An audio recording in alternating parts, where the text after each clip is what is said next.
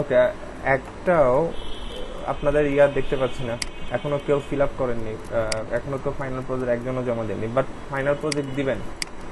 ঠিক আছে, final project ছাড়া কিন্তু যদি মার্ক না দেখে তাহলে কিন্তু আপনাদের নাম এন্ট্রি নিবে না, ল্যাপটপ ইস্যু করবে না। সো আপনাদের ফাইনাল প্রজেক্ট একটু দিতে হবে, এটা দিবেন।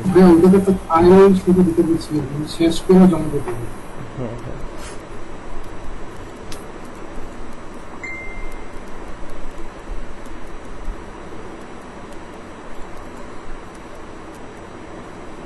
আর আপনাদের রিভিউ ভিডিওর কি খবর? আমি একজনকে মাত্র দেখতে পাচ্ছি আপনাদের এখান থেকে 21 থেকে, সেটা হচ্ছে ইসমাইল ভাই, শুধুমাত্র আপনার সাকসেস ভিডিও তৈরি করেছেন, বাট বাকিরা কেন করেননি এখনো?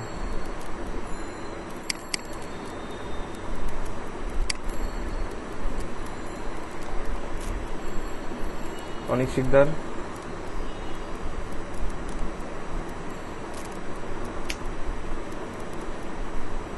জাকারিয়া হোসেন, রবিন খান, রুমকে বড়ুয়া, আপনারা ইয়া করেননি কেন, রিভিউ ভিডিও মেক করেননি কেন?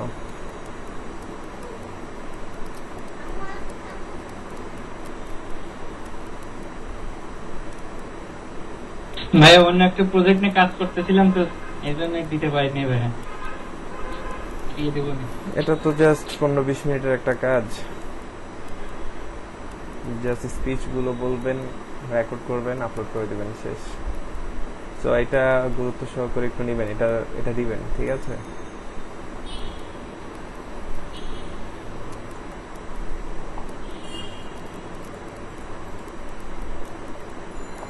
ওকে, বলেন আপনাদের কারো কোনো সমস্যা আছে কিনা?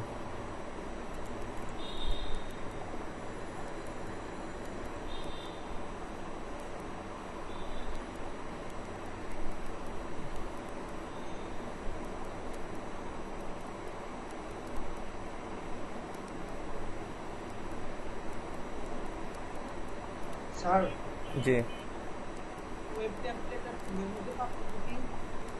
বুঝিনি আবার। ওয়েব টেমপ্লেট আর থিমের মধ্যে পার্থক্য কি? আচ্ছা, থিম থিম হচ্ছে সেটা ওয়ার্ডপ্রেসের থিম হতে পারে, স্কোয়ার স্পেসের থিম হতে পারে, বিভিন্ন সিএমএস এর থিম হতে পারে। আর যেটা ওয়েব টেমপ্লেট, সেটা নর্মালি ওয়েব টেমপ্লেট আমরা যেভাবে করে ওয়েব ডিজাইনিং করেছি, ডিজাইনিং পার্ট যেভাবে করেছি HTML CSS এর মাধ্যমে, সেটা হচ্ছে ওয়েব টেমপ্লেট। আর থিম যেটা হবে সেটার মধ্যে কিছু বিশেষ ফাংশনালিটি থাকবে, সেটা ওয়ার্ডপ্রেসে, যেমন যদি ওয়ার্ডপ্রেসের জন্য থিম বানাই থাকি তাহলে সেটা ওয়ার্ডপ্রেস দিয়ে যেন পরবর্তীতে আরো কাস্টমাইজ করা যায়, এই সুবিধাগুলো থাকতে হবে। ঠিক আছে, এই হলো কথা। ওয়েব টেমপ্লেটের ব্যাকএন্ডে PHP অ্যাড করাই কি থিম? না, ওয়েব টেমপ্লেটের ব্যাকএন্ডে থিম PHP অ্যাপ্লাই করাটা থিম না, ওইটা হচ্ছে আপনার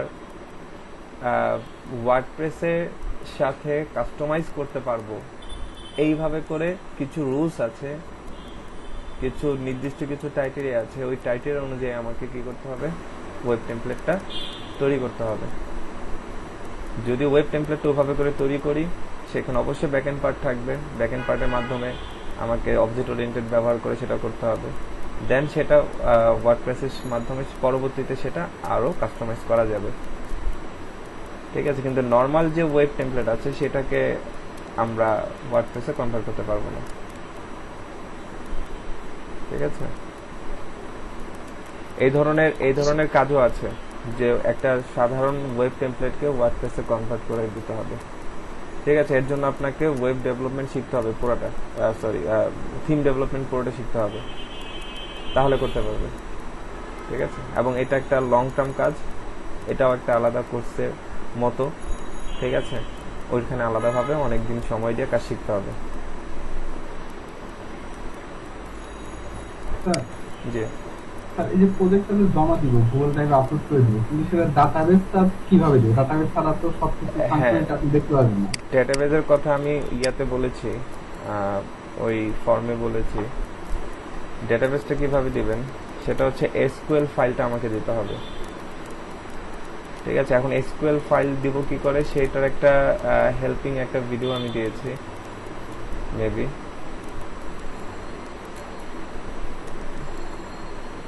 স্যার আরেকটা জিনিস জানার ছিল, জি বলেন। স্যার আমাদের কি ব্যাক এন্ডের উপরে কি গিগ খোলানো হবে? না, ব্যাকএন্ড উপর আপনারা কেউ গিগ খুলেন না, কাজ পারবেন না ওগুলো।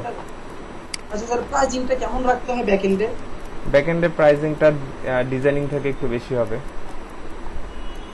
ধরেন স্যার যে ওয়েব টেমপ্লেটটা মানে কেউ $50 ফ্রন্ট এন্ড করে দিল, তো ওটার জন্য ব্যাক এন্ডে কত চাওয়া উচিত? এখন ব্যাকএন্ডে কি করতে হবে তার উপর ডিপেন্ড করবে। পিএইচপি, শুধু পিএইচপি আর মাইএসকিউএল অ্যাড করলাম।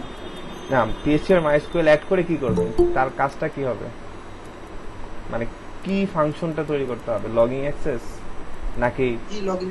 লগইন অ্যাক্সেসের জন্য সেটা অনলি আপনার $5-10 কাজ। সেটা এটা হচ্ছে রিকোয়ারমেন্ট ডিপেন্ড করবে।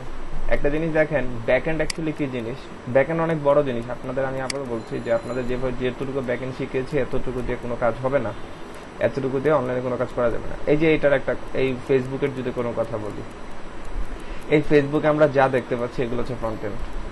যা দেখতে পাচ্ছি এখানে ক্লিক করলে সেটা অন্য একটা ট্যাবে ওপেন হচ্ছে, এটাও একটা ফ্রন্ট এন্ড থেকে হ্যান্ডেল করা যাচ্ছে। এবং এই যে এখানে যখন আমি এই পিকচারে যখন আমি ক্লিক করছি তখন সেটা একটা গ্যালারি দিয়ে ওপেন হচ্ছে, এটা একটা ফ্রন্ট এন্ডের পার্ট।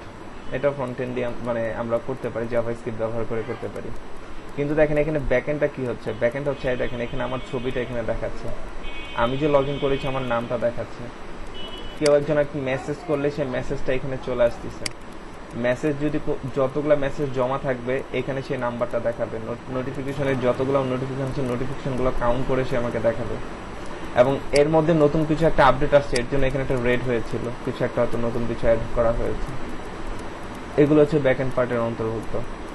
তারপর হচ্ছে এই যে এখানে প্রাইভেসির ব্যাপার আছে, যে আমি এখানে প্রাইভেসি সেট করে দিচ্ছি যে যদি পাবলিক হয় তাহলে যে কেউ এখানে অ্যাড পাঠাতে পারবে, যদি প্রাইভেট হয় তাহলে সেটা প্রোটেক্টেড থাকবে, তাকে আগে রিকোয়েস্ট পাঠাতে হবে, অ্যাডমিন সেটাকে কি করবে, অ্যাকসেপ্ট করবে। এই যে ব্যাপারটা, এই যে ফাংশনটা, এখানে টোটাল একটা প্রসেস, ঠিক আছে।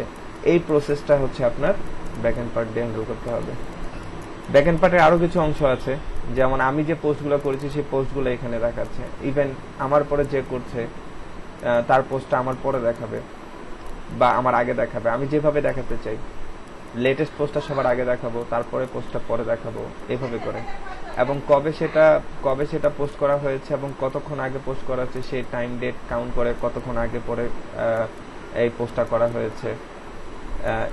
এই যে ডিফারেন্সটা, এই ডিফারেন্সটা আমাকে দেখাবে, ঠিক আছে। এবং এখানে কতজন মেম্বার আছে সেই মেম্বারটা কাউন্ট করে সে আমাকে এখানে দেখাচ্ছে। এগুলো সবকিছুই ব্যাকএন্ডে করছি আমরা। ইভেন এখানে ক্লিক করলে কিছু জিনিস আমি এডিট করতে পারবো, লাইক এই কভার পেজটা চেঞ্জ করতে পারবো, এটাও একটা ব্যাকএন্ড পার্টের অন্তর্ভুক্ত। তো এরকম আর কি, যে এখানে কোনটা ব্যাকএন্ড আর কোনটা ফ্রন্ট এন্ড সেটা বুঝতে হবে। তারপরে এই যে এখানে যখন আমি ওয়াচ ট্যাবে যখন আমি ক্লিক করব তখন সমস্ত ভিডিওগুলো আসবে, এখানে কোনো পোস্ট আসবে না। তার মানে শুধুমাত্র যেগুলো ভিডিও সেগুলোই আমি এখানে যে দেখতে পাবো। ইভেন এই হোম পেজে ভিডিও অডিও সব দেখাবে আমাকে। এবং এটা কি, এটা মেবি গ্রুপ, তার মানে আমি কোন কোন গ্রুপে আছি সেই গ্রুপ লিস্টগুলো আমাকে দেখাবে। তো এইভাবে করে প্রত্যেকটা ইউজারের জন্য ইউনিকলি এক একটা করে আলাদা করে টেবিল তৈরি করা আছে। যতগুলো ইউজার ততগুলো মনে করেন এরকম টেবিল একাধিকভাবে আছে, এগুলো বিভিন্ন জয়েনিং এর কাজ আছে। ডেটাবেজও আপনাদের আরো ইন ডিটেলে শিখতে হবে। ডেটাবেজ অ্যাকচুয়ালি যতটুকু আসছে এরকম ছোটখাটো একদম সিম্পল ব্লগ ওয়েবসাইট করতে পারবেন, ওরকম লাইব্রেরি ম্যানেজমেন্ট করতে পারবেন, এরকম খুবই সিম্পল কিছু কাজ করতে পারবেন। কিন্তু হাইলি কোনো কাজ করা যাবে না। হাইলি কিছু কাজ করতে গেলে আপনাকে আরো কিছু শিখতে হবে, যেমন অ্যাজাক্স শিখতে হবে। অ্যাজাক্স একটা ব্যাকএন্ড পার্টের অংশ, ঠিক আছে। তারপর কিছু কাজ পিএইচপি দিয়ে করতে হবে, কিছু কাজ আপনাকে জাভা ব্যবহার করে করতে হবে, কিছু কাজ আবার আপনাকে ফ্রেমওয়ার্কেও যেতে হবে, ঠিক আছে। তো এরকম অনেক কিছু আছে, ব্যাকএন্ড পার্টটা অনেক বড়।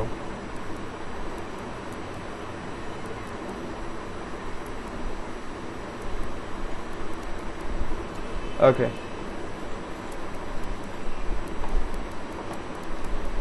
আপনাদের একটা সিলেবাস আপনাদের বা একটা ধারণা দিয়ে আপনাদের কি মানে কিভাবে স্টাডি করতে হবে পরবর্তীতে। তো আমরা সবার আগে HTML শিখেছি, তারপর হলো আমরা CSS শিখেছি, তারপর হচ্ছে আমরা আপনার জাভা স্ক্রিপ্ট দেখেছি,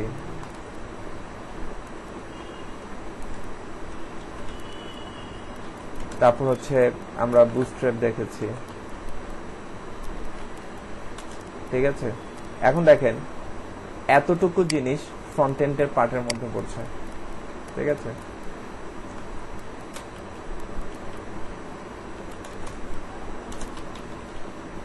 ফ্রন্ট এন্ডের মধ্যে আরো কিছু আছে আপনার, সম্ভবত সাস না কি জানি নাম, WC তে যাবেন,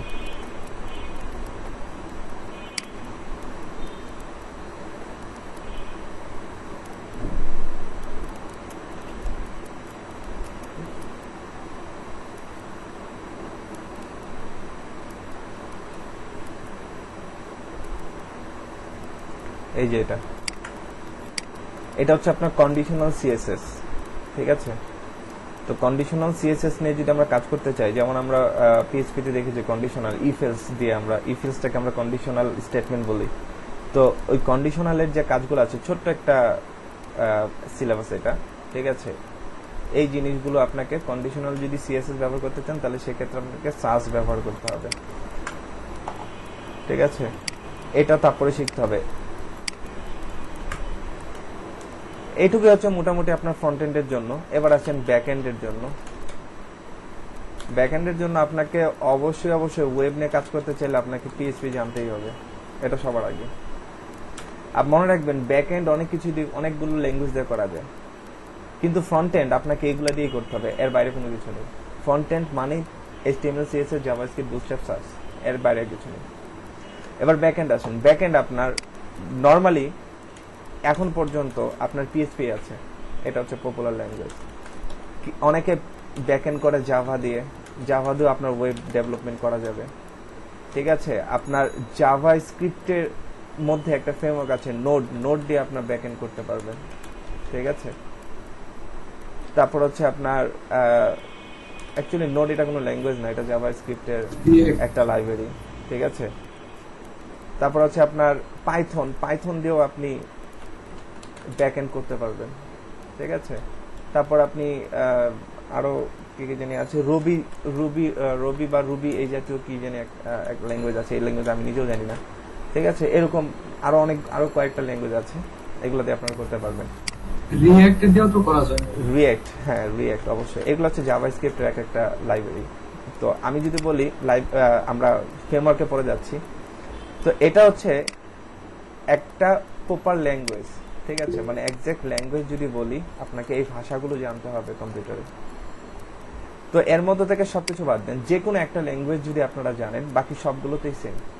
বাকি সবগুলো তো এই প্রত্যেকটাতেই আপনাদের, আমরা PHP তে যেমন অপারেটর দেখেছি, ভেরিয়েবল কি জিনিস জানি, তারপর হচ্ছে গ্লোবাল কি, লোকাল ভেরিয়েবল কি, তারপর হচ্ছে অ্যারে কোনটা, মাল্টি ডাইমেনশনাল অ্যারে কোনটা, ফর লুপ কোনটা, কন্ডিশনাল স্টেটমেন্ট কোনটা, তারপর হচ্ছে ফর আরো কিছু স্টেটমেন্ট আছে যেগুলো আপনাদের দেখানো হয়নি। তারপর অবজেক্ট ওরিয়েন্টেড কনসেপ্ট, এটাও আপনাদের দেখানো হয়নি।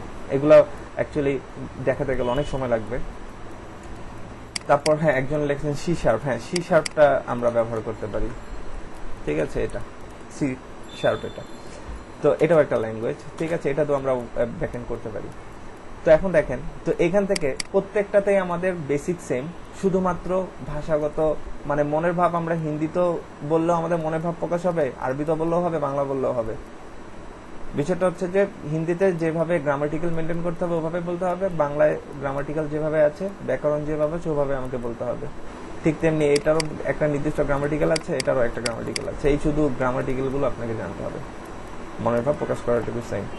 তো আপনি যদি শুধু PHP শেখেন, আগে PHP যদি শিখেন, তাহলে অবশ্যই আপনি যদি প্রফেশনাল ডেভেলপার হতে চান, আপনি যদি প্রফেশনাল ডিজাইনার হতে চান, আমি বলবো এতটুকু শিখলেই এনাফ। ডিজাইনিং এর জন্য যে এখনো ফ্রেমওয়ার্ক ব্যবহার করছে বা সব ওয়েবসাইট ফ্রেমওয়ার্ক দিয়ে করছে এমন না, জাস্ট নর্মালি এইভাবে করে HTML CSS দিয়ে এখন 80% কাজ চলছে। ঠিক আছে, দেখেন এখানে আপনাকে পিএইচপি যদি আপনাকে ডেভেলপার হতে হয় তাহলে অবশ্যই আপনাকে লারাভেল জানতে হবে পিএইচপিতে। আর লারাভেলটা সম্পূর্ণ পিএইচপি দিয়ে তৈরি, ঠিক আছে। আপনি আরো একটা ফ্রেমওয়ার্ক আছে জাভাস্ক্রিপ্টের,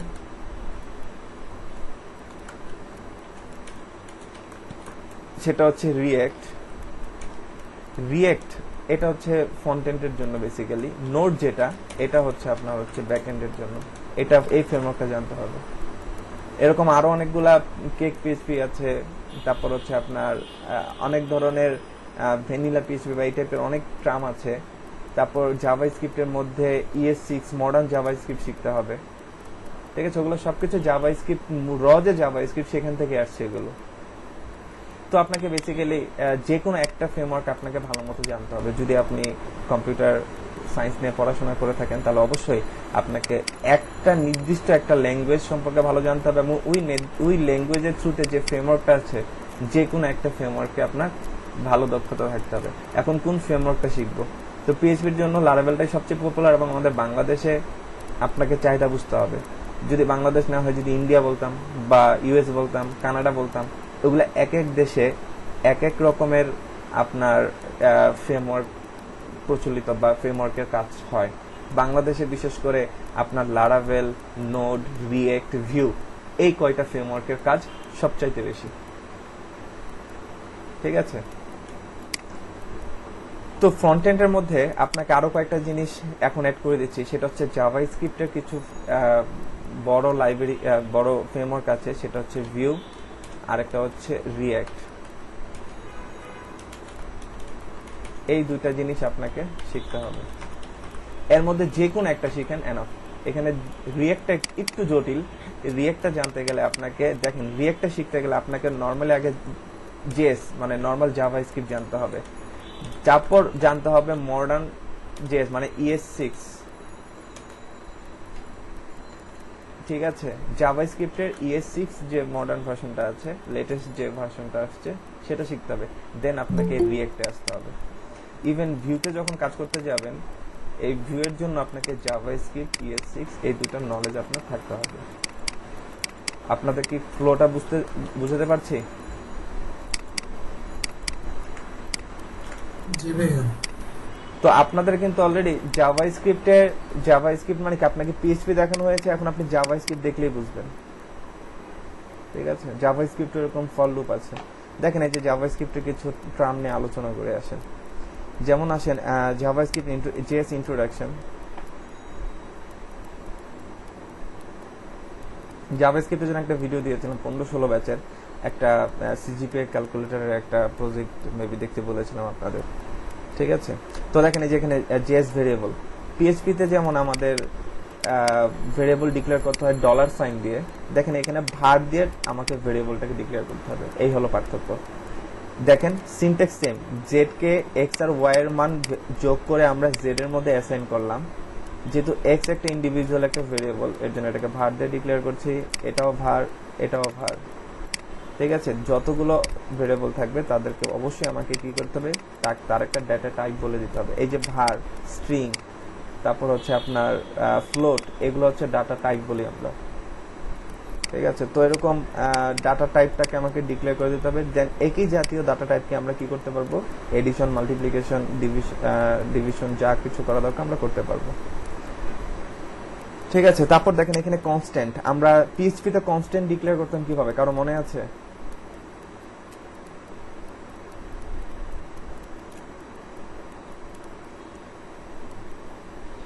পিএইচপি তে কনস্ট্যান্ট ডিক্লেয়ার করা হতো কিভাবে?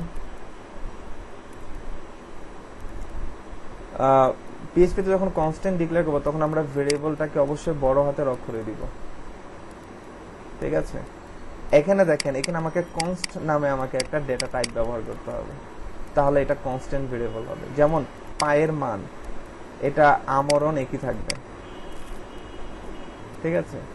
তারপর হচ্ছে জি এর মান, এটা সবসময় একই থাকবে, এগুলো কোনোদিন চেঞ্জ হবে না, এর জন্য এগুলোকে আমরা কনস্ট্যান্ট ভ্যালু বলছি। তারপর দেখেন অপারেটর, দেখেন এখানেও আপনার অপারেটর নিয়ে আলোচনা করা হচ্ছে। অপারেটর অনেক ধরনের অপারেটর হতে পারে, এটা ইকুয়াল অপারেটর, এটা হচ্ছে আপনার এই যে গুণ, মাল্টিপ্লিকেশন অপারেটর, তারপর দেখেন এরিথমেটিক মানে এগুলো হচ্ছে আপনার যোগ বিয়োগ গুণ ভাগ, তারপর হচ্ছে আপনার ভাগশেষ, তারপর ইনক্রিমেন্ট ডিক্রিমেন্ট। দেখেন ইনক্রিমেন্ট ডিক্রিমেন্ট এগুলো কিন্তু এখানে জাভাস্ক্রিপ্টে আছে, সবই সেম। তারপর দেখেন জেএস আপনার এটা হচ্ছে অ্যাসাইনমেন্ট হচ্ছে যে যেগুলো আমরা পিএইচপিতে করেছিলাম কম্প্যারিজমের ক্ষেত্রে ব্যবহার করা হয়, বিভিন্ন কন্ডিশন চেক করার ক্ষেত্রে এই টার্মটা আমরা ব্যবহার করে থাকি। তারপর দেখেন এই যে জেএস স্ট্রিং, যখন কোন স্ট্রিং দেখেন সারা জীবনই এইভাবে করে ডিক্লেয়ার করবো প্লাস ডাবল কোটেশনের ভিতরে, এটাও একটা ভেরিয়েবল হিসেবে কাজ করবে। তো এইভাবে করে জেএসটাকে স্টাডি করতে হবে, কিংবা জেএস এর উপরে আপনাদের অনলাইনে অনেক টিউটোরিয়াল আছে, আপনারা চাইলে আপনাদের আমি সাজেস্ট করেছিলাম ইনার ভিডিওগুলো দেখবেন। আনিসুল হক, ঠিক আছে, উনি একজন ইঞ্জিনিয়ার, ওনার যে ওনার যে আপনার কন্টেন্ট যেগুলো আছে এগুলো সম্পূর্ণটা হচ্ছে ইঞ্জিনিয়ারিং বেস। যদি ওগুলো দেখেন এখানে জাভাস্ক্রিপ্ট অনেকেই তৈরি করবে, ফ্রিল্যান্সার নাসিমও তৈরি করে, আদার 10 জনও তৈরি করে, কিন্তু আমি ইনারটা কেন বলছি, যিনি এক্স্যাক্টলি এই লাইনের বা এই ব্যাকগ্রাউন্ডের মানুষ, আপনার ওনাদের কাছ থেকে টপিকগুলো দেখার চেষ্টা করবেন, তাহলে ট্রামগুলো বুঝতে পারবেন, ঠিক আছে। না হলে সিএস এর অনেক কিছু আছে যেগুলো অ্যাকচুয়ালি বোঝানো অনেক টাফ, বা আপনি যে ভুল শিখছেন এটাও ধরতে পারবেন না। আর দেখেন আনিসুল ইসলামের এনার চ্যানেলটা আপনারা সাবস্ক্রাইব করে রাখবেন, ঠিক আছে। ওনার মোটামুটি সব ধরনের প্লেলিস্ট ওনার আছে, ঠিক আছে। এই দেখেন যে কোয়েরি সিরিজ তৈরি করেছেন উনি, যদি সি প্রোগ্রামিং দেখতে চান, সি এটাও আলাদা একটা ল্যাঙ্গুয়েজ, ঠিক আছে, পিএইচপির মতো। তো এই দেখেন সাসের উপরে ওনার ভিডিও করা আছে, ঠিক আছে, এটা দেখবেন আপনারা।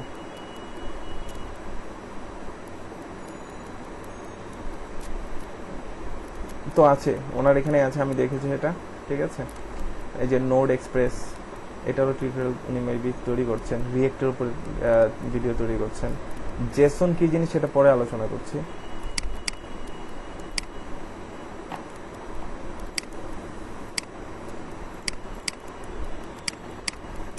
তো এটা হচ্ছে ব্যাপার, যদি এতটুকু পর্যন্ত আপনারা কভার করতে পারেন তাহলে আপনারা কনফিডেন্টলি ফ্রন্ট এন্ড ডেভেলপার হতে পারবেন, একদম কনফিডেন্টলি, এবং একদম সিনিয়র লেভেলের প্রো লেভেলের ডিজাইনার হতে পারবেন।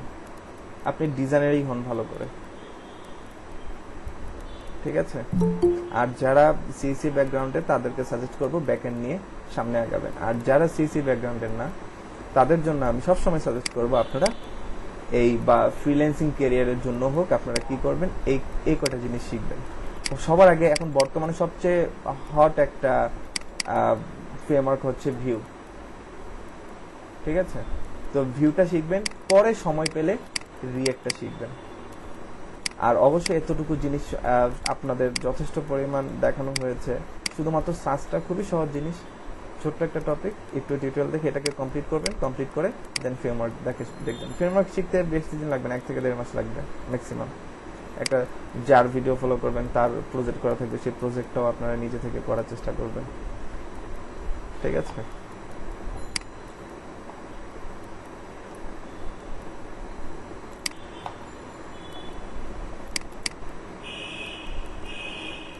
এখানে একটা জিনিস দেখেন আলোচনা করছি, সেটা হচ্ছে জেসন নামে। জেসন কি জিনিস, এটা হচ্ছে ব্যাকএন্ড পার্টের একটা অংশ। এজাক্স, যে জেসন এজাক্স হচ্ছে এমন একটা জিনিস, যেমন ধরেন আপনি এখন একটা পোস্ট করবেন, আপনি ফেসবুকে একটা পোস্ট করবেন,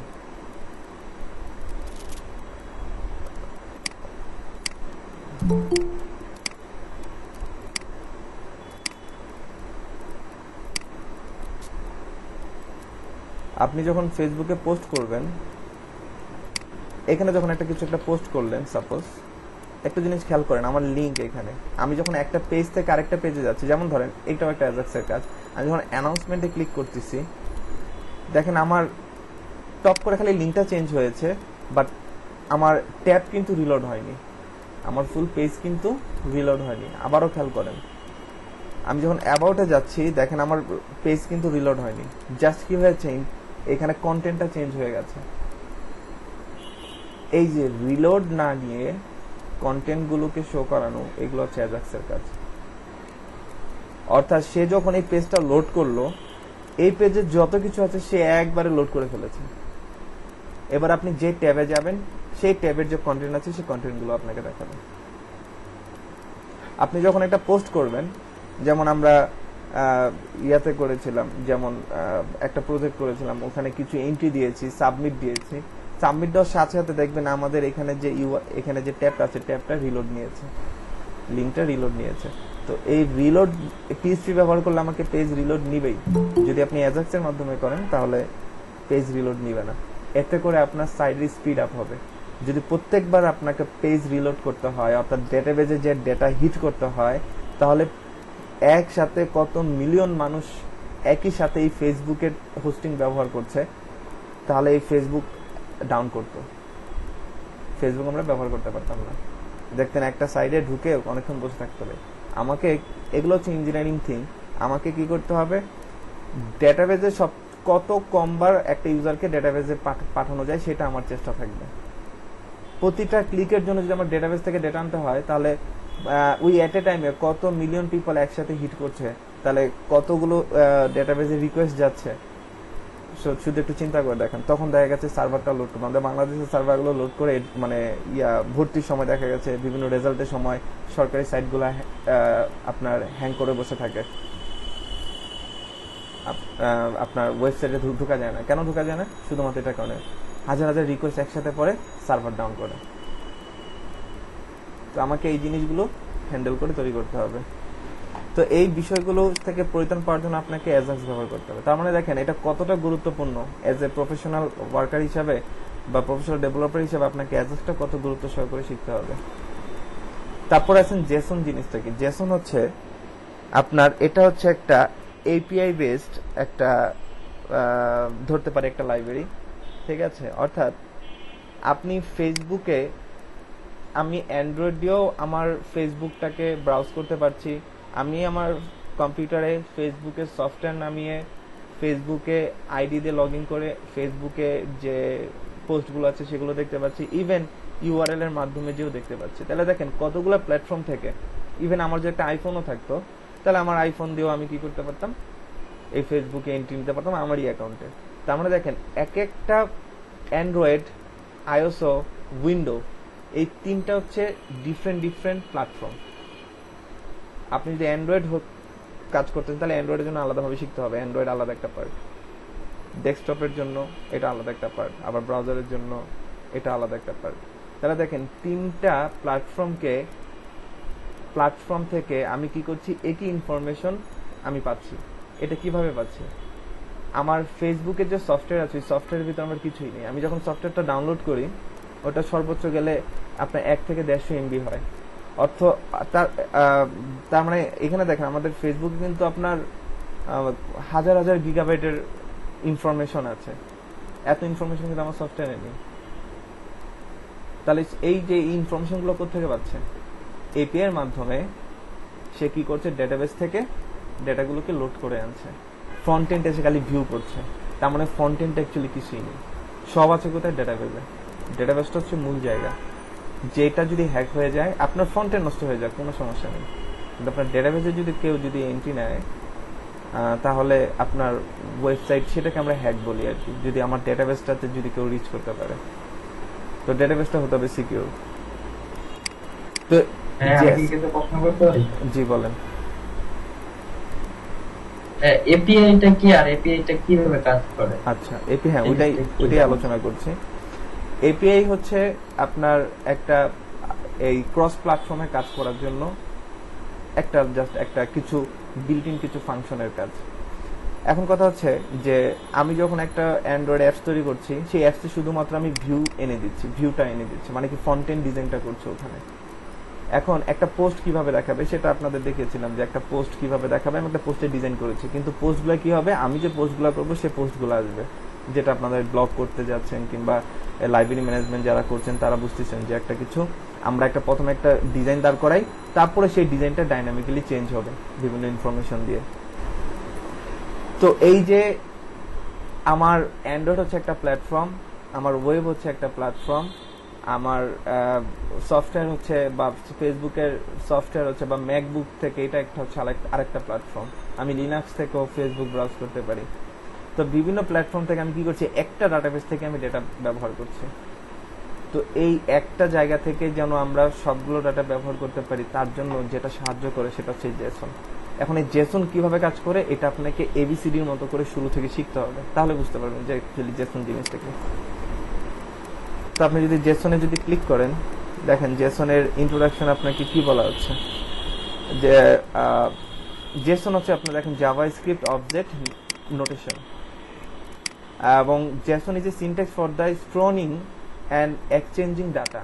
মানে ডেটা কি করবে, ডেটা সে আপনার ক্যাচ করে নিয়েও আসবে, এবং কিংবা আপনি যদি আপনার ফেসবুক থেকে কোনো ডেটা পাস করেন, সেই ডেটাটা সরাসরি আপনার ওই এপিআই এর মাধ্যমে আপনার ওই ফেসবুকের হোস্টিং এ জমা হবে। তারপর দেখেন when exchanging the data between a browser and a server, the data can only be text. JSON is a text and we can convert any JavaScript object into JSON and send JSON to server. আমরা কি করতে পারি, যে কোনো ডাটাতে আমরা একটা JSON ফরম্যাটে লোড করে নিয়ে আসতে পারি, আবার ঠিক যখন ওই ডাটাটাকে আবার যখন আমরা ডেটাবেসে পাঠাবো সেটাও ঠিক জেসন ফরম্যাটেই পাঠাবো। জেসনটা ওয়ান কাইন্ড অফ এর মতো। এখন জেসনের এক্সাক্ট ফরম্যাট যদি আপনাদের দেখাই, তাহলে দাঁড়ান এখানে দেখি কোনো লিঙ্ক ওরা ব্যবহার করেছে কিনা।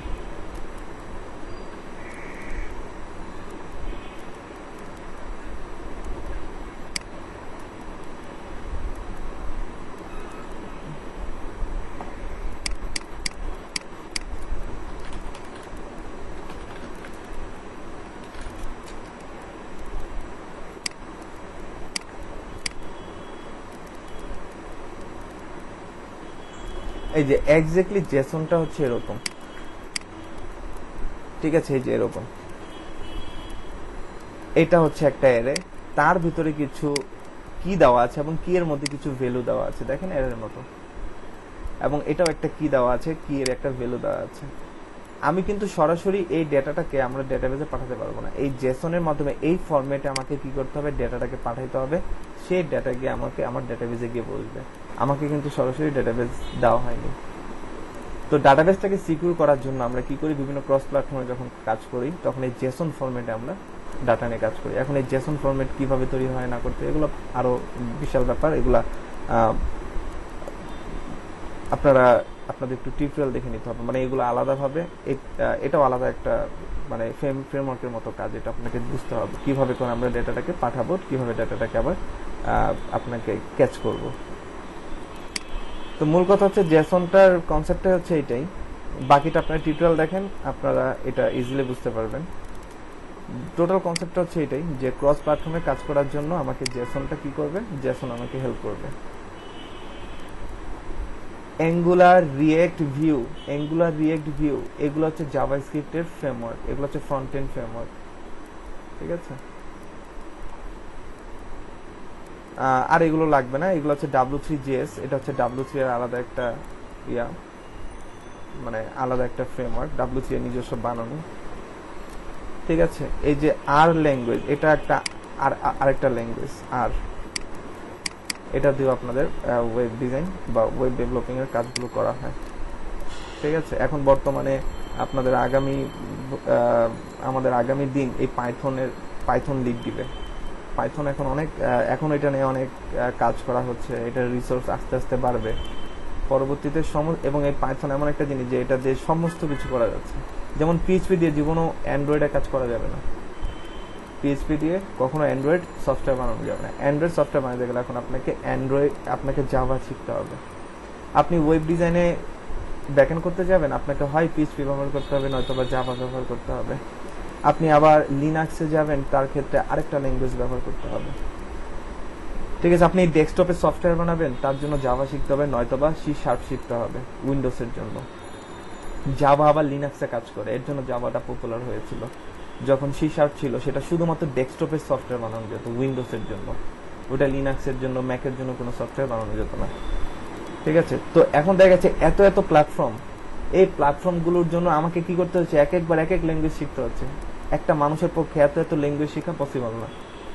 তো এর জন্য কি করা হচ্ছে যে সমস্ত প্ল্যাটফর্মে কাজ করতে পারবে এমন একটা আইডিয়াল ল্যাঙ্গুয়েজ আপনার মেক করার চেষ্টা করা হচ্ছে। সেরকম একটা ল্যাঙ্গুয়েজ হচ্ছে পাইথন। এই পাইথনটা দিয়ে আপনি সমস্ত কাজ করা যাবে। একটা ল্যাঙ্গুয়েজ শিখেই আমি অ্যান্ড্রয়েডও কাজ করতে পারবো, ওয়েবেও কাজ করতে পারবো, আমরা সফটওয়্যার বানানোর ক্ষেত্রেও কাজ করতে পারবো। তো এই হলো আপনার ল্যাঙ্গুয়েজের ব্যাপার। আস্তে আস্তে দেখবেন সমস্ত ল্যাঙ্গুয়েজ চেঞ্জ হয়ে একটা ল্যাঙ্গুয়েজ হয়ে যাবে। এটা হতে সময় লাগবে, রাতারাতি চেঞ্জ হবে না, কারণ একটা ল্যাঙ্গুয়েজ যখন পাবলিশ করা হয়, এটার যখন আর্কিটেকচার করা হয়, অনেক সময় লাগে এটাকে ইমপ্লিমেন্টেশন করতে।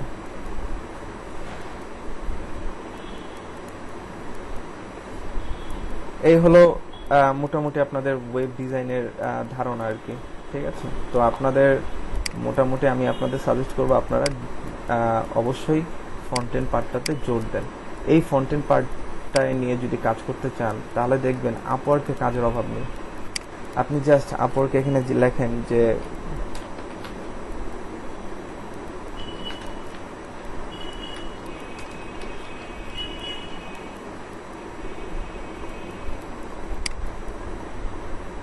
আমি ফ্রন্ট এন্ড ডিজাইন লিখে সার্চ করলাম,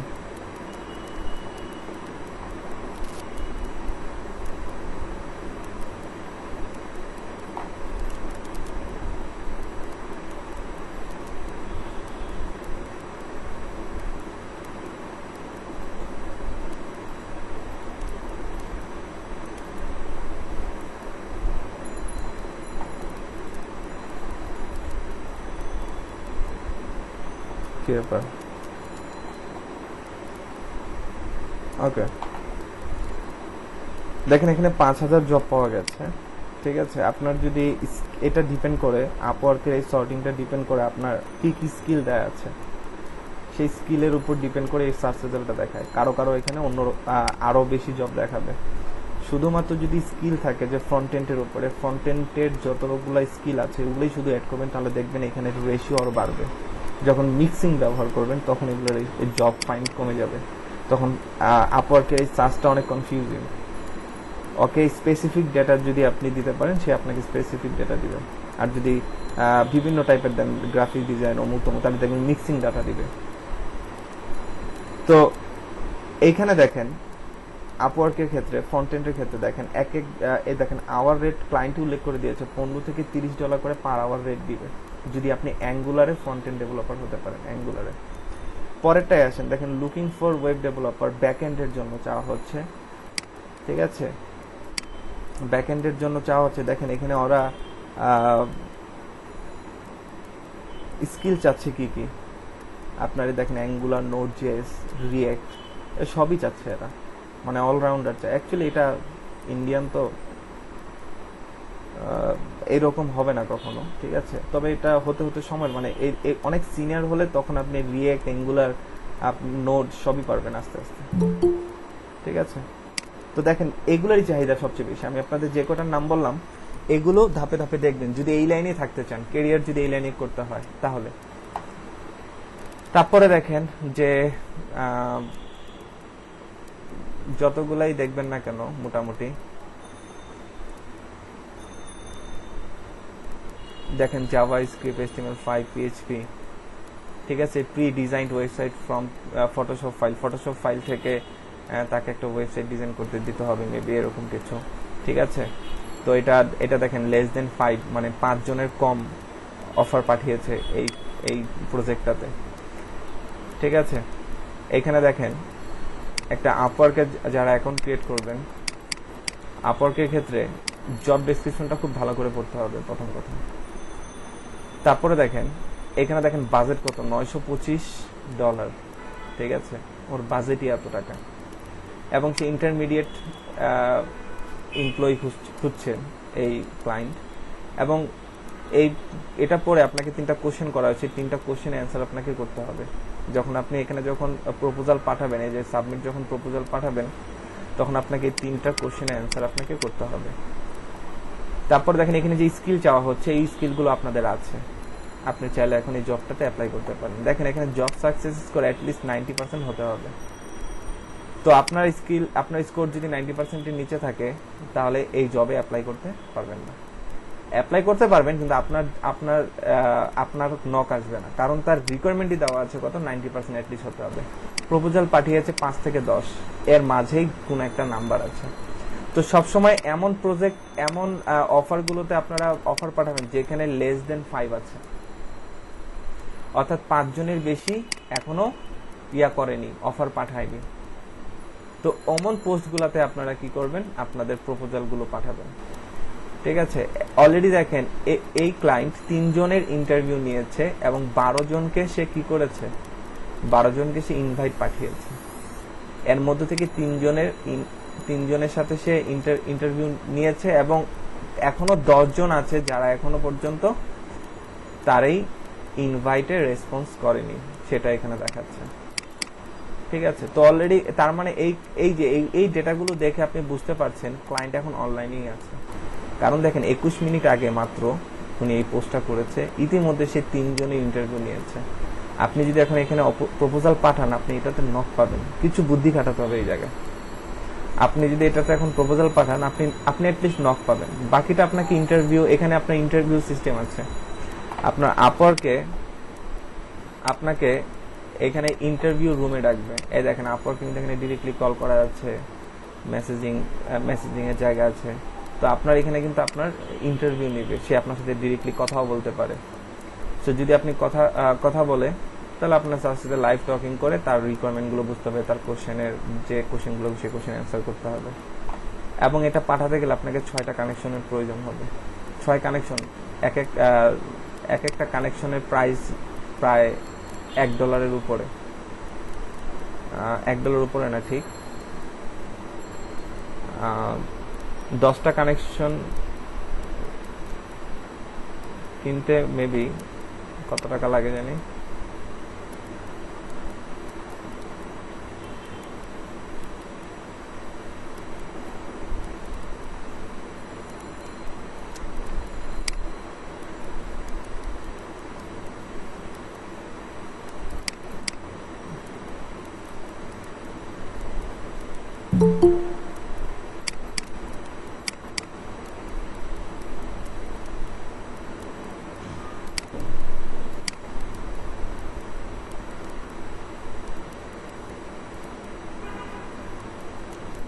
দেখেন যে বাই কানেকশনে গেলে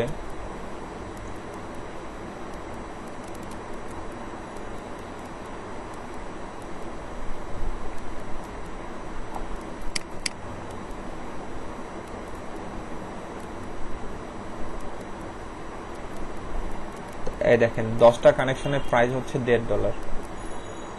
ঠিক আছে, তার মানে 6টা কানেকশনের তাহলে টাকা কত খরচ হবে হিসাব করে দেখুন, নিজে থেকে হিসাব মাল্টিপ্লাই করে হিসাব করে দেখবেন। 80টা কানেকশনের দাম হচ্ছে $12। তার মানে এক একটা কাজের প্রাইস, যেগুলো মোটামুটি বিগ বাজেটের কাজ, যেমন এই কাজটা যেটা আমরা দেখলাম, এই কাজটা হচ্ছে বিগ বাজেটের মোটামুটি বলা চলে, $950 কাজ। তো এই ধরনের কাজের গুলো 6টা কানেকশন থাকবে, তো 6 কানেকশনের প্রয়োজন হবে।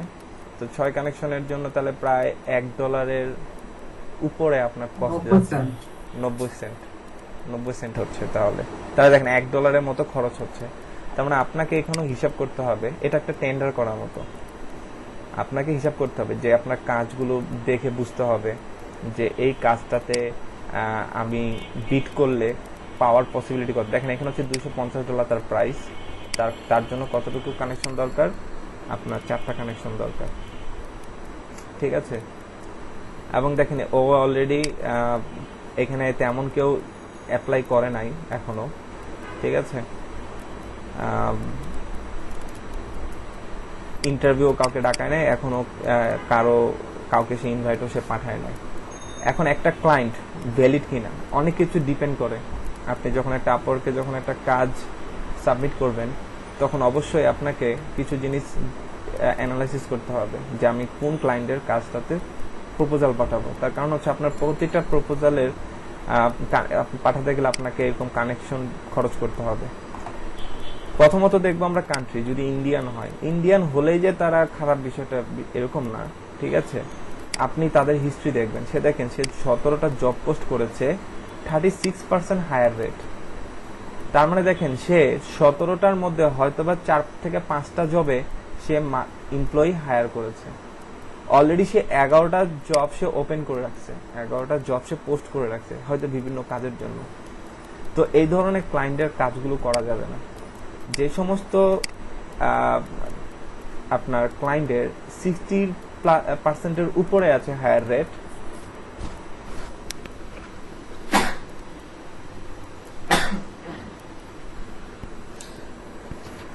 যে সমস্ত ক্লায়েন্টের হায়ার রেট 60%-এর উপরে আছে, আপনারা সে সমস্ত ক্লায়েন্টের পোস্টের আপনারা প্রপোজাল সাবমিট করবেন।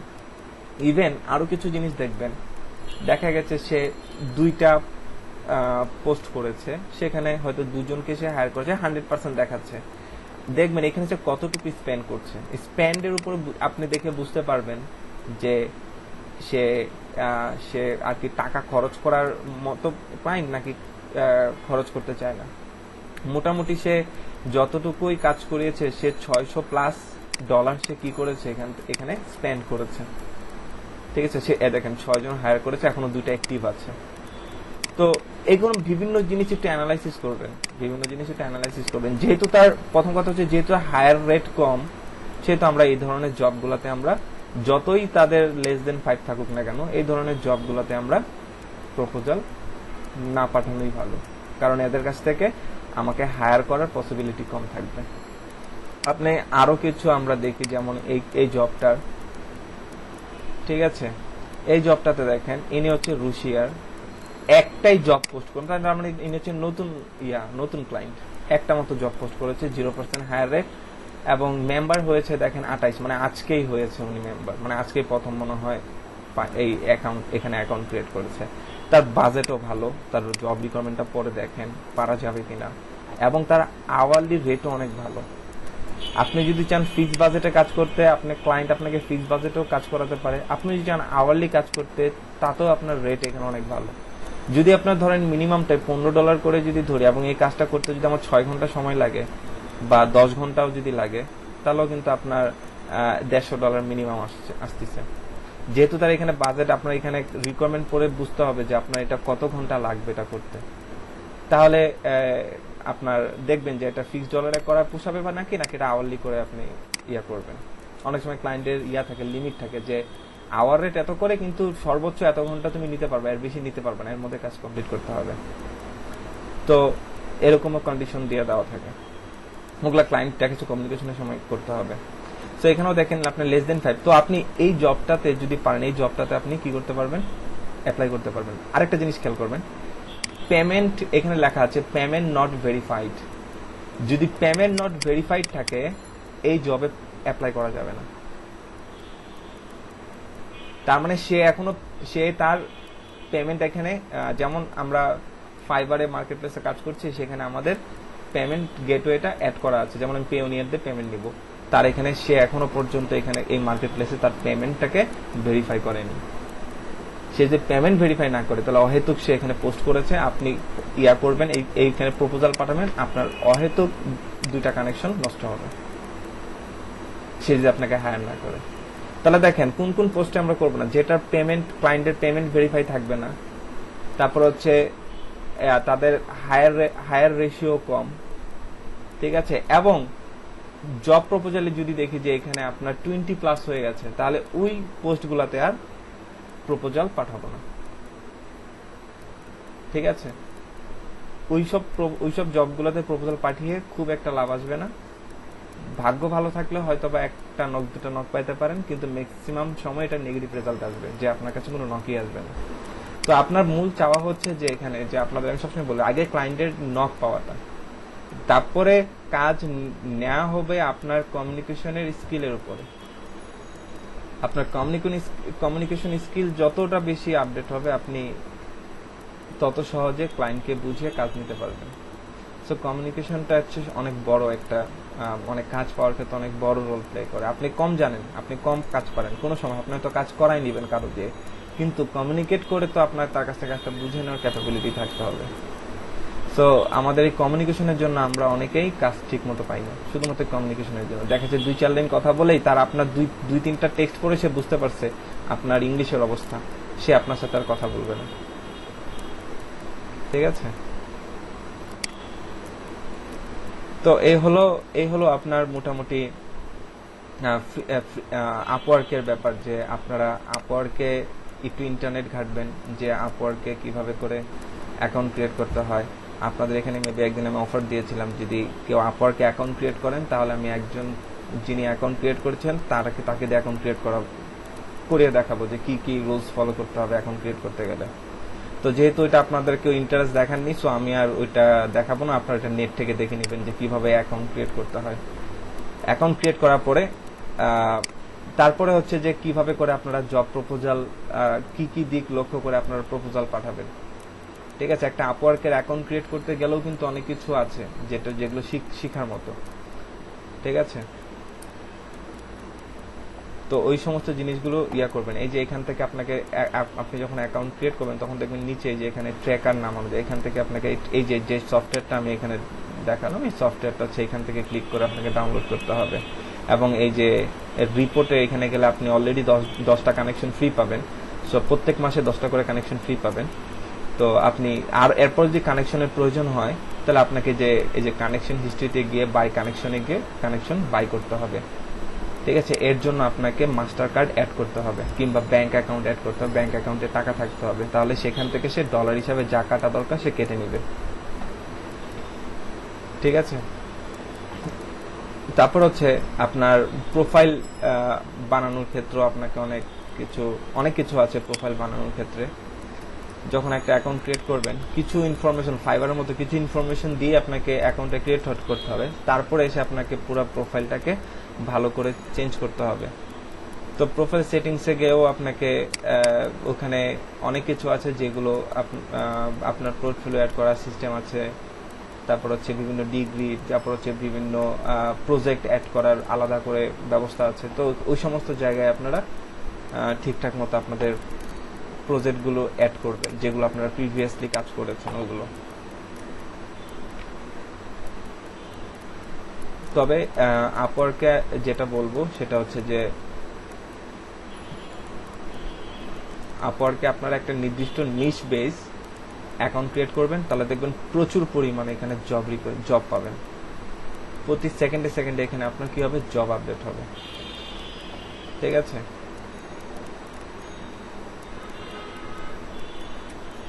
ইভেন দেখেন এখানে একটা ব্যাপার আছে যে আপনার এমন কোনো যদি ক্লায়েন্ট থাকে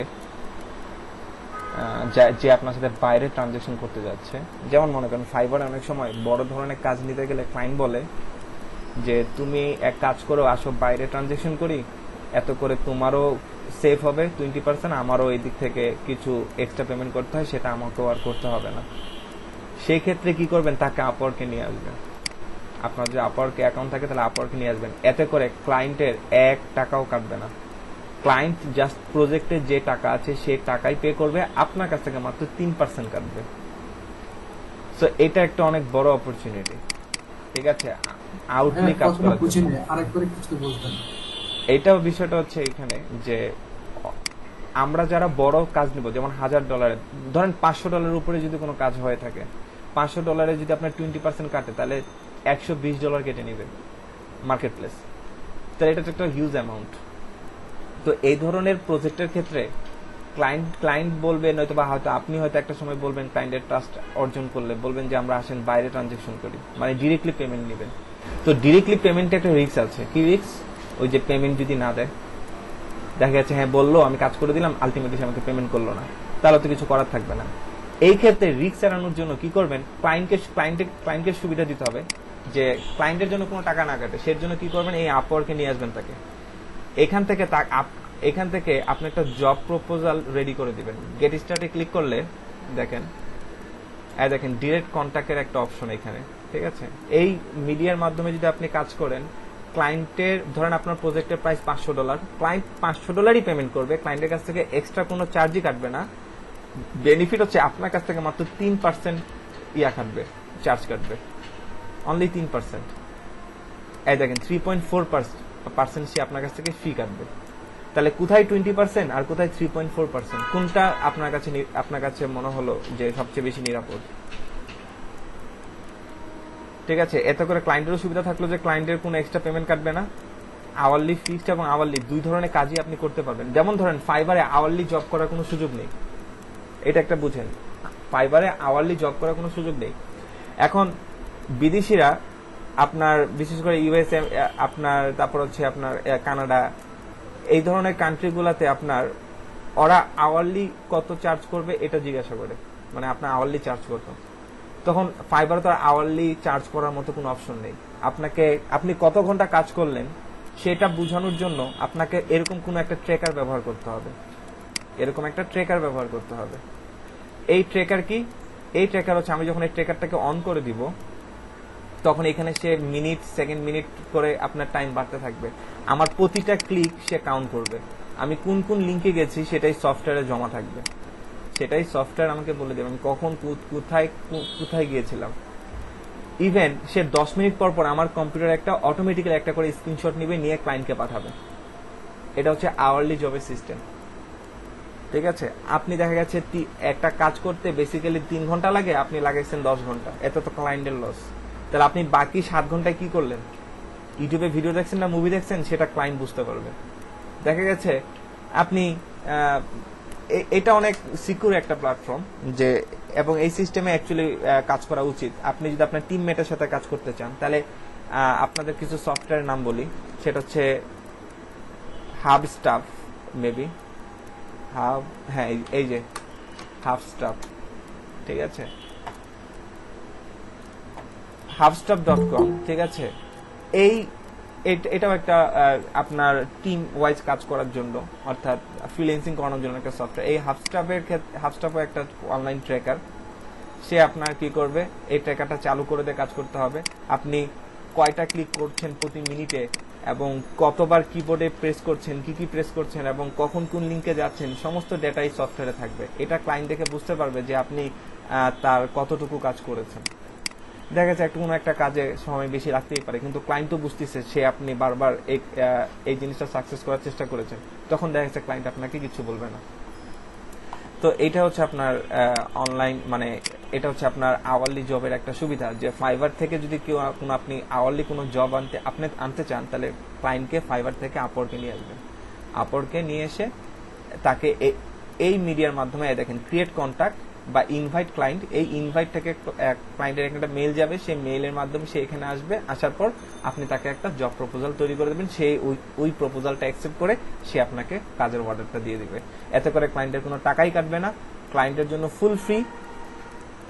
আপনার ক্ষেত্রে দেখা গেছে কিছু সিকিউরিটি মানি তারা নিচ্ছে, সেটা হচ্ছে 3.4%। সো এই সিস্টেমটা আপনারা ফলো করবেন। এটা আগে ছিল না, এটা রিসেন্ট 3-4 মাস হয়েছে এটা চালু হয়েছে। আমি যখন অ্যাকাউন্ট ক্রিয়েট করি তখন এই ডিরেক্ট পেমেন্টের কোনো সিস্টেম ছিল না, এবং আমি আপওয়ার্কে অ্যাকাউন্ট করেছি ঠিক এই সিস্টেমে। ঠিক আছে, এইখানে যে সিস্টেমটা আছে, যেমন আমি এখন ক্লায়েন্টকে কি করছি, ডিরেক্টলি জবের অফার দিয়ে, মানে কন্ট্যাক্ট পেপার দিয়ে সে তাকে আমি নিয়ে আসতেছি আপওয়ার্কে। আমি যেভাবে অ্যাকাউন্ট ক্রিয়েট করেছি, একজনের ক্লায়েন্ট অ্যাকাউন্ট ছিল, সে আমার ইমেলে সরাসরি জব অফার পাঠিয়েছে। আমি সেই অফারটা অ্যাকসেপ্ট করতে গিয়ে আমাকে আপওয়ার্কে অ্যাকাউন্ট ক্রিয়েট করতে হয়েছে। এখন যেহেতু আমি এটা কাজের জন্য আপওয়ার্কে অ্যাকাউন্ট ক্রিয়েট করছি, আপওয়ার্ক আমাকে এক নিমিষেই আমাকে সে অ্যাপ্রুভ দিয়ে দিয়েছে। ঠিক আছে, অ্যাপ্রুভ যখন হয়ে গেল তখন তো আমি আপওয়ার্কের সমস্ত কিছুই ব্যবহার করতে পারছি। আর যদি আমি নর্মালি অ্যাকাউন্ট করতে যাইতাম তখন আমাকে অ্যাকাউন্ট দিত না। আমি 2বার ট্রাই করেছি, আমার 2টা জিমেল নষ্ট হয়েছে, একটাতেও আমি অ্যাকাউন্ট অ্যাপ্রুভ করতে পারিনি।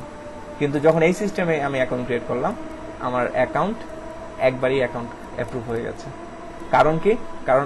কারণ আপওয়ার্ক তখন বুঝতে পারছে যে এই এমপ্লয়িটা আমার আপওয়ার্কে টাকা আনছে, সো আমার একে দরকার, সো তার অ্যাকাউন্ট অ্যাপ্রুভ করে দাও। এটা হচ্ছে ব্যাপার। তো এটা হচ্ছে ট্রিক্স। যদি আপওয়ার্কে কখনো যদি অ্যাকাউন্ট ক্রিয়েট করা না যায় তাহলে এইভাবে করে অ্যাকাউন্ট ক্রিয়েট করতে হবে।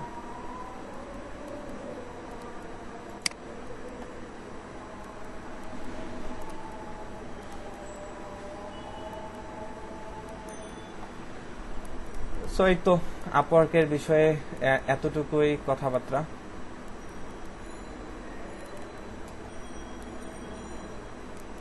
আপনারা আপওয়ার্কে অ্যাকাউন্ট ক্রিয়েট করবেন এবং যদি ফাইবার থেকে কাজ না পান কোনো সমস্যা নেই, তাহলে আপওয়ার্কে চলে আসেন।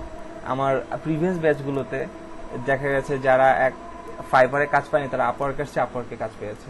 এখন আপওয়ার্কে জব প্রপোজাল পাঠাতে হবে কি করে সেটাও একটু দেখে নেন, এটাও থাকলো ভিডিওতে দেখেন। মনে করেন আমি এই জবটাতে আমি অফার পাঠাবো, ঠিক আছে।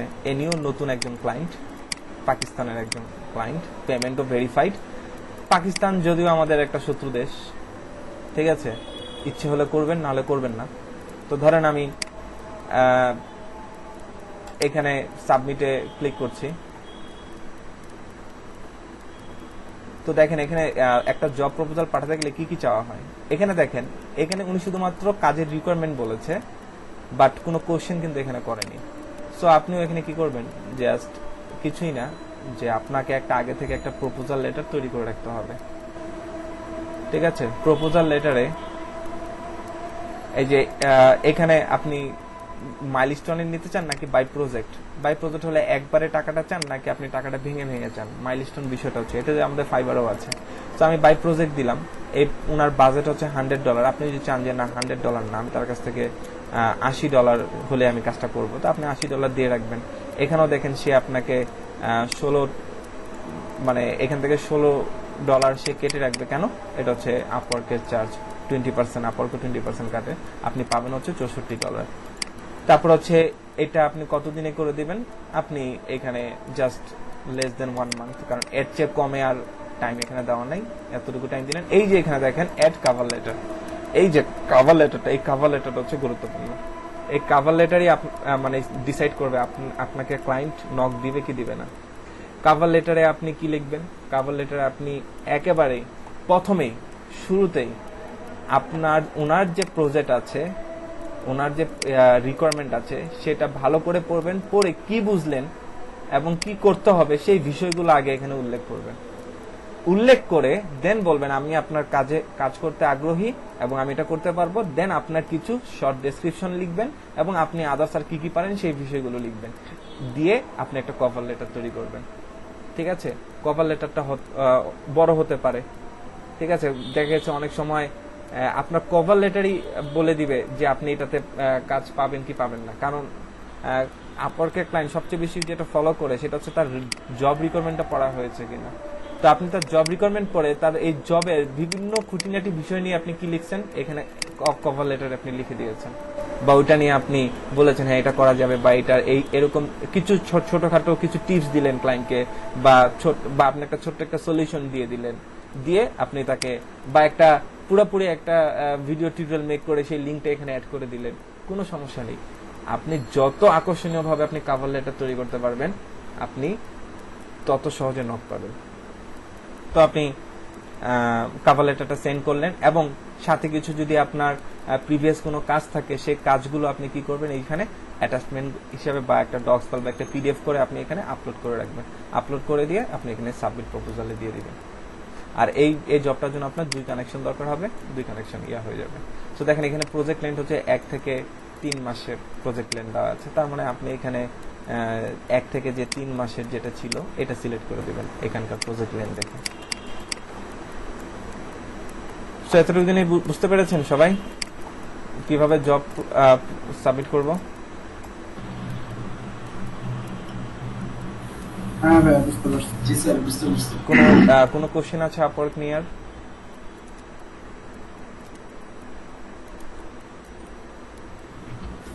না, 17 তারিখ তো সবাই অফার করছিলেন যে আপওয়ার্ক অ্যাকাউন্ট খুলে দেওয়ার জন্য এক ভাইয়ের মাধ্যমে, সেটা তো আপনি বলছেন আর হবে না, সেটা ক্রিয়েট করে দিব না এখানে, আর ওইটা আপনাদের নেট থেকে দেখে নিতে হবে। তবে অন্য একটা ব্যাচে করাবো, সেটা চ্যানেলে খেয়াল রাখেন, ওখানে আমি অ্যাড করে দিব। অন্য ব্যাচে ইন্টারেস্ট দেখিয়েছে কয়েকজন, তো আমি ওনাদের যে কোনো একজন একটা অ্যাকাউন্ট ক্রিয়েট করে দেখাবো, তো ওটা তখন পাবলিশ করব। ঠিক আছে, এটাই আর কি। তো আপনাদের বিশেষ করে আপওয়ার্কে আসলে দেখেন পেমেন্ট আনভেরিফাইড, এগুলাতে কখনো অ্যাপ্লাই করবেন না। যেগুলো পেমেন্ট ভেরিফাইড সেগুলোতে অ্যাপ্লাই করবেন, যেগুলোতে লেস দেন 5 সেগুলোতে আপনারা করবেন, মানে প্রপোজাল পাঠাবেন। মূল কথা হচ্ছে বিষয়গুলো হচ্ছে দেখেন এই ব্যক্তি আরব আমিরাত, সে 47টা জব পোস্ট করেছে, মাত্র 7% হায়ার রেট। এখন ওর যতই পেমেন্ট ভেরিফাইড থাকুক, যতই তার কম প্রপোজাল থাকুক, এই পোস্টে আপনারা কখনোই, এবং তার বাজেটও দেখেন $1800 দিয়ে রাখছে, অহেতুক সে আপনাকে হায়ার করবে না। এইসব জায়গায় জব প্রপোজাল পাঠায় আপনার বেনিফিট আসবে না। আপওয়ার্কে কিন্তু এই জিনিসগুলো খুব স্ট্রংলি প্যারামিটার হিসেবে দেখে। আপনি কতগুলা জব প্রপোজাল পাঠিয়ে আপনি কতগুলা নক পেয়েছেন, কতগুলা ইন্টারভিউ ডাক পেয়েছেন, কিংবা কতগুলা জব আপনি কতগুলো অর্ডার পেয়েছেন, এই বিষয়গুলোর উপর একটা পার্সেন্টেজ কাউন্ট করা হয়, এবং এই পার্সেন্টেজের উপরে আপনার রাইজিং ট্যালেন্ট, তারপর হচ্ছে আপওয়ার্ক রিকমেন্ডেশন, এই ধরনের বেস মার্কগুলো কিন্তু ডিপেন্ড করে। এই ধরনের বেস মার্কগুলো পাবেন না। তো আপনি যত কম অ্যাপ্লাই করে যত বেশি জব পাবেন, আপনার অ্যাকাউন্ট তত বেশি, বা আপনাকে সার্চ রেজাল্টে তত আগে দেখাবে। ইভেন আপওয়ার্কে আরেকটা গুরুত্বপূর্ণ জিনিস আলোচনা করে নিই। আপওয়ার্কে ফাইবারের মতো গিগ ক্রিয়েট করা যায়। দেখেন আপওয়ার্কে মাই প্রজেক্ট ড্যাশবোর্ড নামে নতুন একটা ফিচার খুলেছে। এটাও আগে ছিল না, এটাও রিসেন্ট 2-3 মাস হয়েছে এটা রান হয়েছে। সো এইখানেও আপনি ইয়ার মতো ফাইবারের মতো গিগ ক্রিয়েট করবেন, এবং এইটার মাধ্যমেও ক্লায়েন্ট কি করবে, আপনাকে নিজে ক্লায়েন্ট এসে নক করবে, আপনাকে বিট করতে হবে না। ক্লায়েন্ট নিজে এসে আপনাকে নক করবে, আপনার সাথে কাজের বিষয়ে ডিসকাস করবে। সো দেখেন এখানে এই যে ক্রিয়েট প্রজেক্ট, এই ক্রিয়েট প্রজেক্টে দিয়ে আপনাকে গিগগুলো ক্রিয়েট করতে হবে। সো এখানে সিম্পল 3টা খোলা আছে, ঠিক আছে। লাইক ধরেন এটা এলিমেন্টর প্রো, এটা পিএইচডির উপরে, ঠিক আছে। এবং দেখেন এই যে এখানে আরো কিছু জিনিস আমি অ্যাড করে রাখছি, এই 2টা জিনিস অ্যাপ্রুভ করেনি। কেন অ্যাপ্রুভ করেনি তার পিছনে কারণ হচ্ছে যে আমার এই প্রোফাইলটা ওয়েবের উপর ফোকাস করে করা, ঠিক আছে।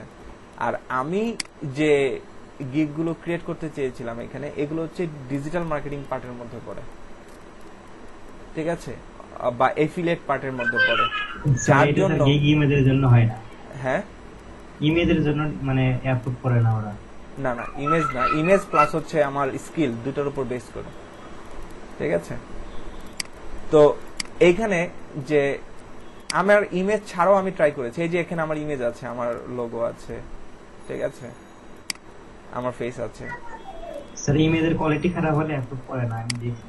ইমেজের কোয়ালিটি, জি স্যার।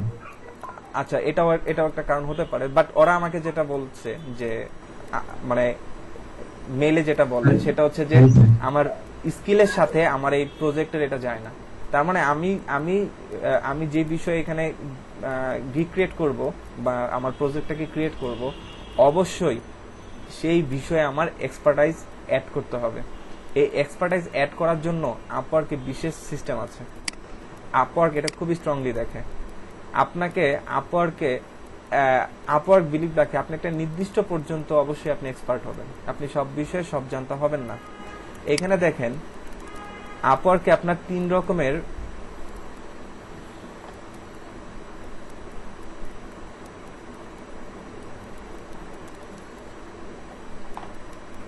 এতে একটু প্রবলেম করছে অনেক বেশি বিকাল থেকেই। আচ্ছা দেখেন এখানে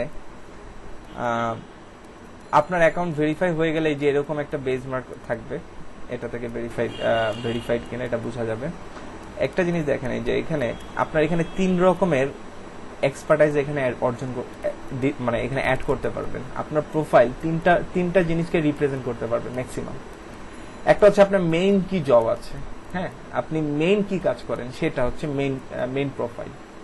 এবার আপনি এইটার পাশাপাশি আপনার আরো 2টা বিষয়ে কি আছে, এক্সপার্টাইজ মানে আপনার স্কিল আছে আরো 2টা কাজে। সেটা কি ডিজিটাল মার্কেটিং, আরেকটা হতে পারে আপনার সোশ্যাল মিডিয়া বা অন্য কোনো একটা কাজ হতে পারে, ঠিক আছে। তো ওই 2টা এখানে আমরা কি করতে পারবো, এখানে অ্যাড করতে পারবো। অল ওয়ার্ক বলতে এখানে বোঝায় এটা হচ্ছে কমনলি কি করেন সেই বিষয়ে ডিসকাস।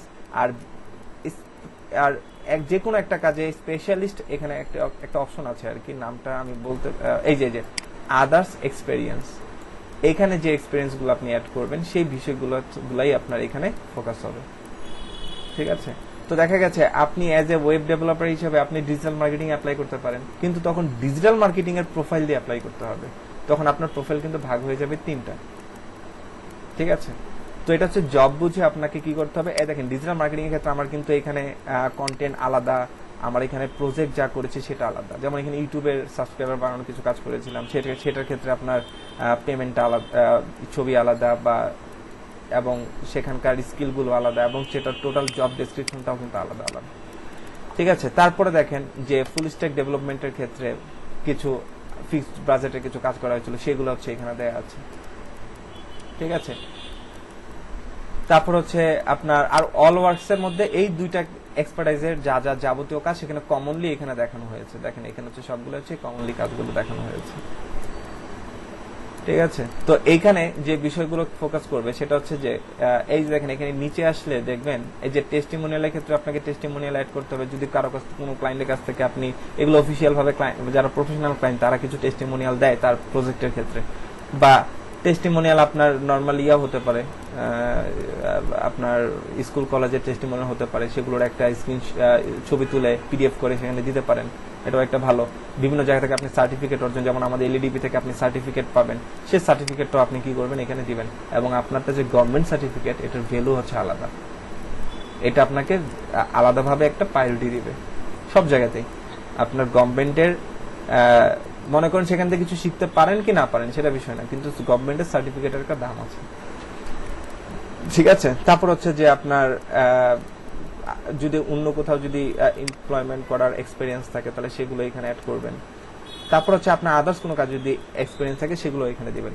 তো এগুলো দিলে আপনার মোটামুটি একটা ক্লায়েন্ট আপনার প্রোফাইল দেখে খুব আশ্বস্ত হবে এবং আপনার সাথে কাজ করার আগ্রহ জন্মাবে যদি তার ওই সার্ভিসগুলো তার প্রয়োজন হয়। এবং আপওয়ার্কে একটা জিনিস খুব ভালো একটা দিক, সেটা হচ্ছে যে আপওয়ার্কে যখন আপনি একটা যে কোনো একটা ক্লায়েন্টের কাজ করবেন, ওই ক্লায়েন্টগুলো আবার নতুন ভাবে আবার আসে, মানে রিপিটলি তারাই আসে বারবার অন্য ধরনের কাজ নিয়ে। আগে দেখা গেছে প্রিভিয়াসলি কাদের সাথে কাজ করেছে আগে তাদের সাথে কথা বলে, সেখান থেকে যদি ভালো লোক পায় তাহলে তাদের দিয়ে করে, নয়তো বা নতুন করে সে পোস্ট করে এসে। এবং এই কাজগুলোর অনেক দিন ধরে চলে। ঠিক আছে, যদি আওয়ারলি কাজগুলো নিতে পারেন তাহলে সেটা মনে করবেন একটা ওয়ান কাইন্ড অফ জবের মতো। আপনার মাসকে মাস, আমি একটা কাজ করেছি প্রায় 1 বছর পর্যন্ত। ওটাও একটা ইন্ডিয়ান বায়ার ছিল। তার সাথে পরবর্তীতে দেখা গেছে ফেসবুকে সবচেয়ে বেশি কথা হয়েছে।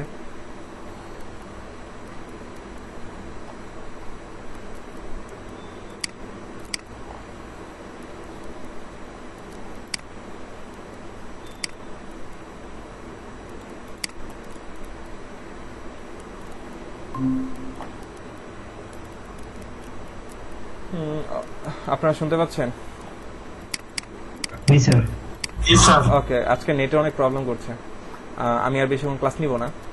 তো বিষয়টা হচ্ছে যে এখানেই যে আপনাদের জি ভাইয়া আমার একটা প্রবলেম ছিল, মানে আমি ফাইবার একটা কাজ নিয়েছি একটা বায়ারের, তো হচ্ছে আমাকে আচ্ছা ভাইয়া আমি স্ক্রিনটা শেয়ার করি। জি অবশ্যই।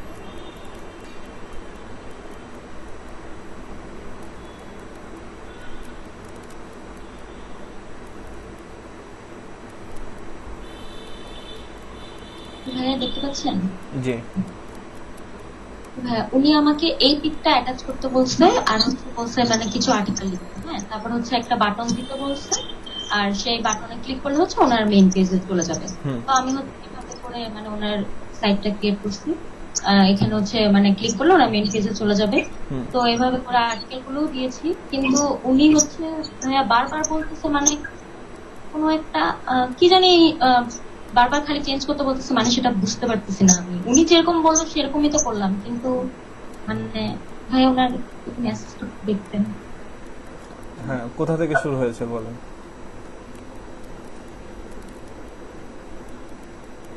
ভাইয়া এখান থেকে।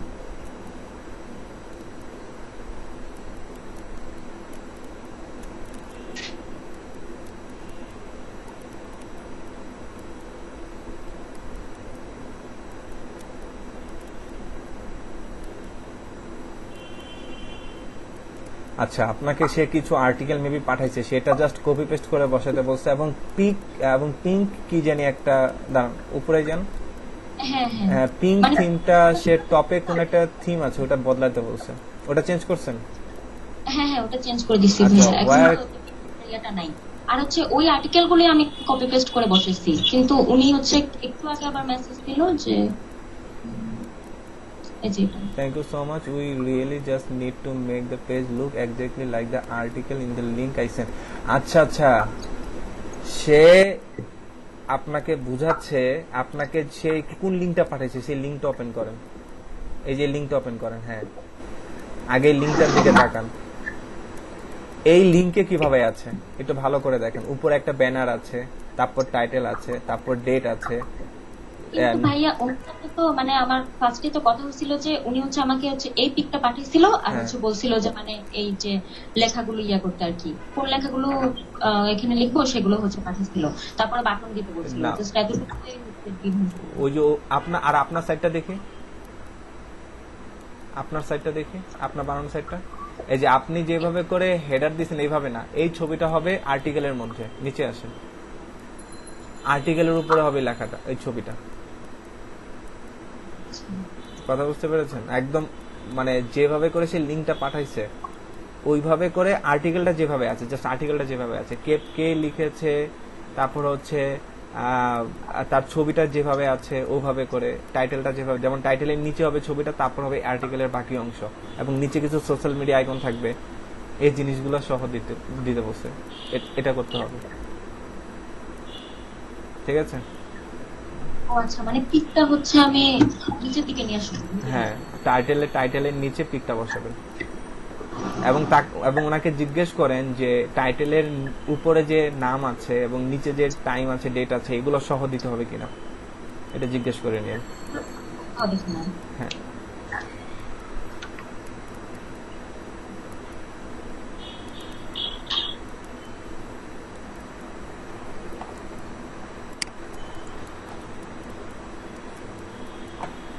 ঠিক আছে, এই হলো আজকের মতো ক্লাস এখানেই। আপনারা আপওয়ার্কে অ্যাকাউন্ট ক্রিয়েট করেন, ঠিক আছে? হোপ হারানোর কিছু নেই, টুডে টুমোরো আপনারা প্রত্যেকে কাজ পাবেন, কিন্তু চেষ্টা চালিয়ে যেতে হবে।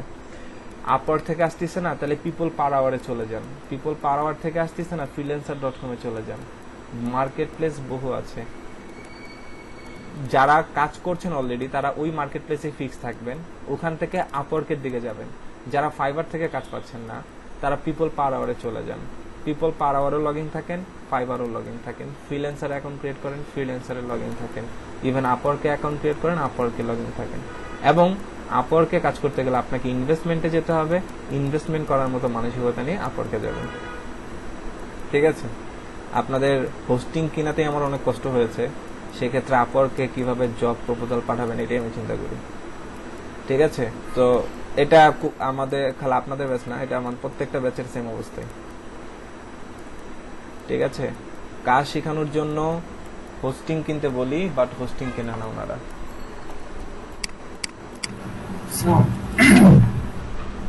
জি স্যার,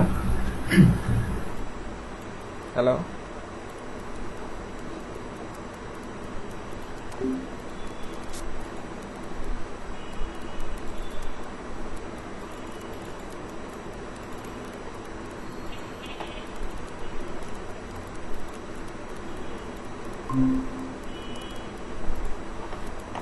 জি বলেন।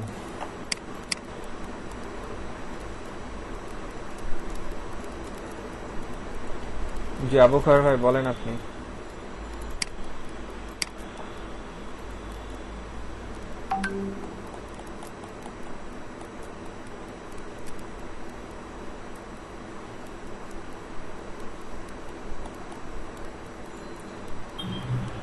ঠিক আছে, আজকে এই পর্যন্তই। আর আপনারা অবশ্যই সাকসেস ভিডিওগুলো বানাবেন, ঠিক আছে? সাদাত হোসেন, আবু খয়ের, আপনারা ভিডিও বানাবেন, ঠিক আছে? আপনারা আপনাদের লিস্ট এখানে যাদের নাম আছে, ঠিক আছে, আর্নিং লিস্টে এখানে যাদের নাম আছে, এখানে 28 জনের 30 জনের নাম আছে, 30টা ভিডিও এখান থেকে আসবে, ঠিক আছে? তো আপনারা প্রত্যেকে ভিডিও মেক করবেন এবং সেটা আগামী 3-4 দিনের মধ্যে আমাকে দিবেন, ঠিক আছে? এবং আবার নেক্সট ফ্রাইডেতে আমরা সন্ধ্যায় ক্লাস নিব। প্রত্যেক শুক্রবার সন্ধ্যা 7টায় ক্লাস হবে। আপনাদের ভিডিও সাকসেস ভিডিও। ও হাসিবুল ইসলাম, আপনি অবশ্যই ভিডিও বানাবেন, ঠিক আছে? জি sir. Success video Yes, sir. বানাবেন, যেটা আমরা প্রিভিয়াস ক্লাসে এটা নিয়ে আলোচনা করেছি, ঠিক আছে? এবং সেটা পিডিএফ দেওয়া আছে, একটা স্যাম্পল লিংক দেওয়া আছে, আবারও দিয়ে দিচ্ছি স্যাম্পল লিংক, ঠিক আছে? আপনাদের একটা লিংক পাঠাচ্ছি, এই লিংকের মতো করে এখানে একটা পিডিএফ আছে, এই পিডিএফটা পড়বেন, প্লাস ওইখানে একটা ভিডিও আছে, তিনটা ভিডিও দেখবেন। দেখার পর ওইরকম করেই আপনারা আপনাদের মতো করে একটা ভিডিও মেক করবেন, সাকসেস ভিডিও মেক করবেন, ঠিক আছে?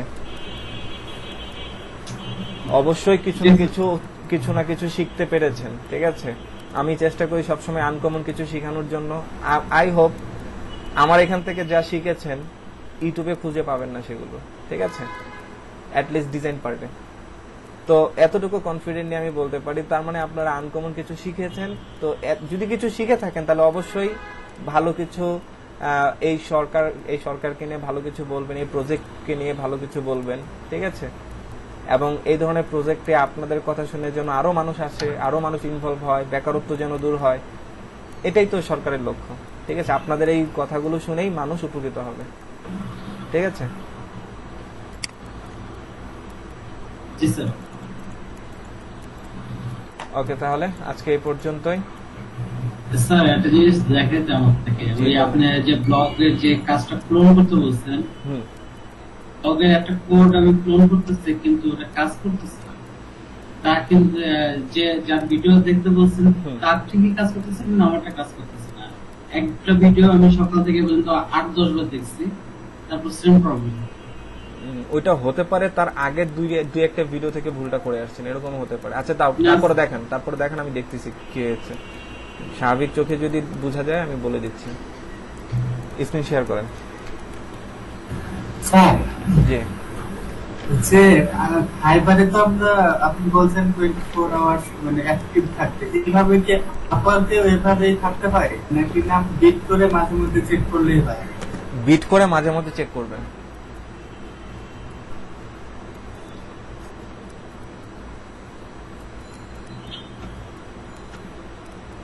স্যার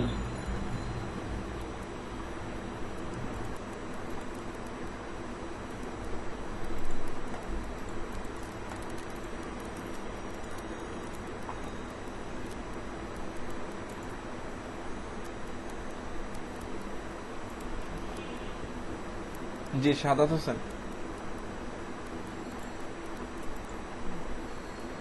জি, আপনার প্রেজেন্টিং আমি দেখতে পাচ্ছি না।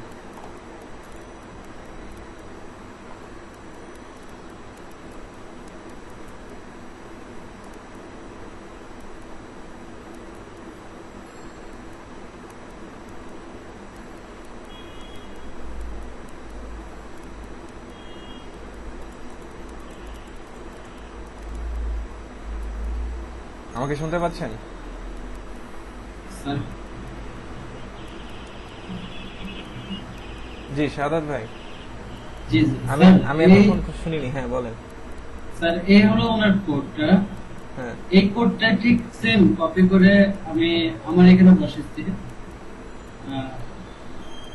এই যে স্যার এখানে একবার সেম কপি, কিন্তু তারটা কাজ করতেছে, আমারটা কাজ করতেছে না। আমারটা এরর দেখাচ্ছে। আমার এই আউটপুটটা হলো এখানে। এই যে স্যার আমার এই যে 19 নম্বর এই এররটা দেখাচ্ছে। দাঁড়ান, কি কিন্তু তারটা বলতেছে? ঠিক- MySQL fetch SOC expect one parameter to be MySQL result boolean given আছে। আচ্ছা, হ্যাঁ, 29 নাম্বার লাইনে যান। SOC এই যে 29 নম্বর। আপনি ডেটাবেস কানেকশন করছেন কই দেখি? ডাটাবেস কানেকশন হয় নাই। না, এখানে না, এই পোস্ট পেজে post.php তে যান। post.php তে যান। স্যার আচ্ছা।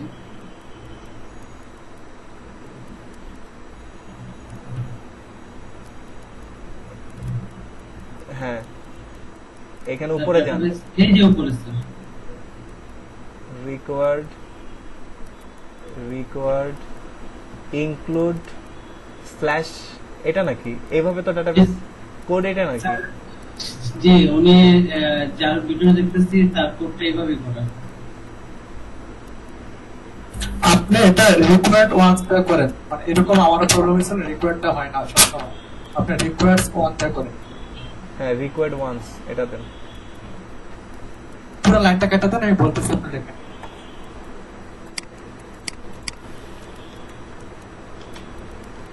কি বলে রিকোয়ার্ডস ওয়ান, তারপরে কলম দেন, তারপরে স্ল্যাশ স্ল্যাশ এই জায়গায় আছে কি দিলে বাজবে? আপনার পিএইচপিটা। হ্যাঁ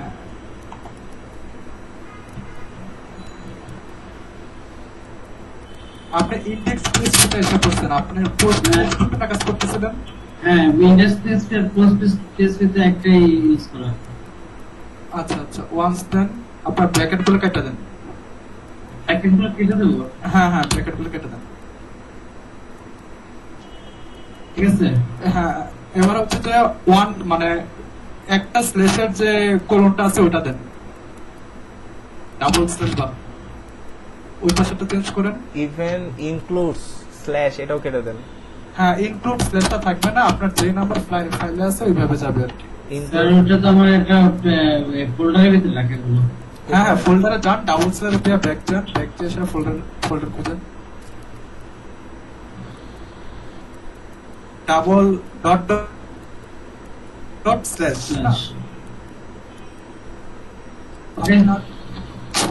আপনার ইয়াটা হচ্ছে না, মানে আপনি কোন ফাইলে রাখছেন। হ্যাঁ আপনার মেইন ফাইলটা কোথায় আর ওইটা কোথায় ওইটা দেখেন। আচ্ছা আচ্ছা মেইন ফাইলটা হলো ইনক্লুডস, এগুলো হচ্ছে db.php। তাহলে ঠিক আছে, তাহলে ডট ডট স্ল্যাশ কেটে দেন।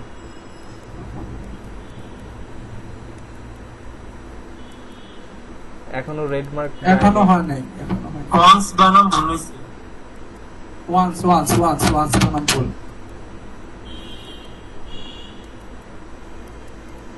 ONCE। হ্যাঁ এই যে এখন যে দেখেন পেজটা রিলোড দেন।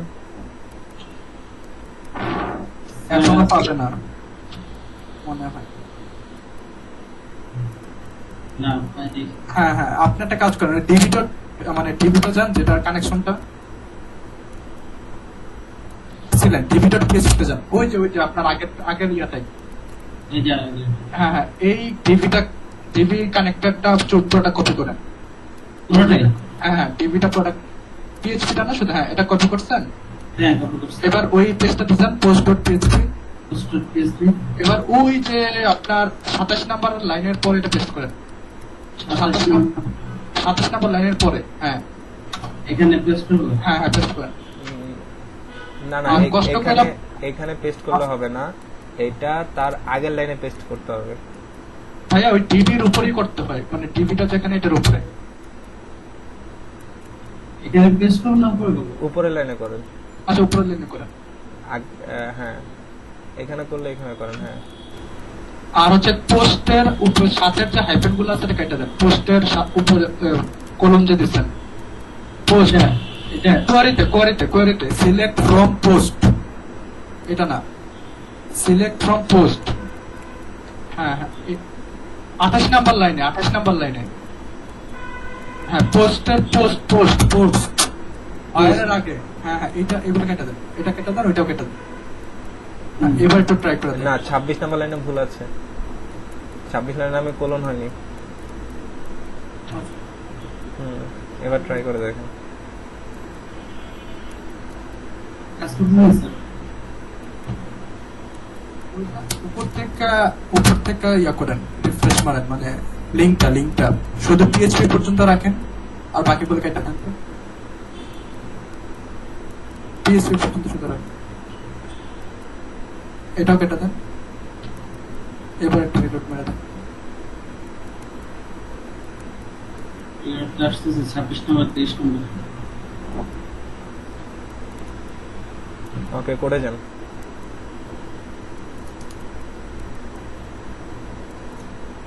এই আইডিতে ভ্যালু পাইনি, আপনি আইডিতে ভ্যালু আসে নাই, আপনি এখান থেকে কোনো একটা আইডি গেট করছেন, আপনার ফ্রন্ট এন্ডে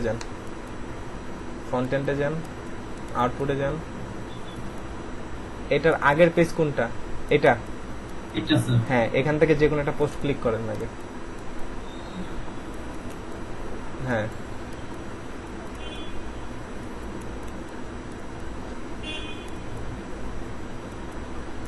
আপনার আইডিতে এগুলো কি আসতেছে দেখেন, আইডিতে এগুলো কি আসতেছে, এই যে পোস্ট আন্ডারস্কোর এগুলো কি আসছে, এখানে তো একটা আইডি আসার কথা ছিল, তার মানে ওইখানেই সমস্যা আছে। আপনি আবার কোডে যান, আপনি এই পোস্টের আইডি কোন পেজ থেকে আনছেন? ইন্ডেক্স থেকে, ইন্ডেক্স পিএইচপি থেকে ভ্যালু আনতেছেন? ইন্ডেক্স পিএইচপি থেকে ওই যে তার যে ইন্ডেক্স যে ছিল ফ্রন্ট এন্ড ডিজাইনটা ছিল, হ্যাঁ এটা না হয়েছে। ওটা কই?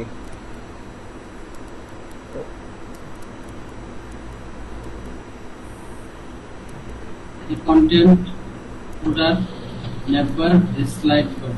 না না না, আপনার ওই যে ওই কার্ড দুইটা কই? ওই কার্ড দুইটা ডিজাইন কোথায় আছে? অ্যাডভার্টাইজ স্যার এখানে আছে কন্টেইনারে। হ্যাঁ, তাহলে এখানে জি, আছে। স্যার।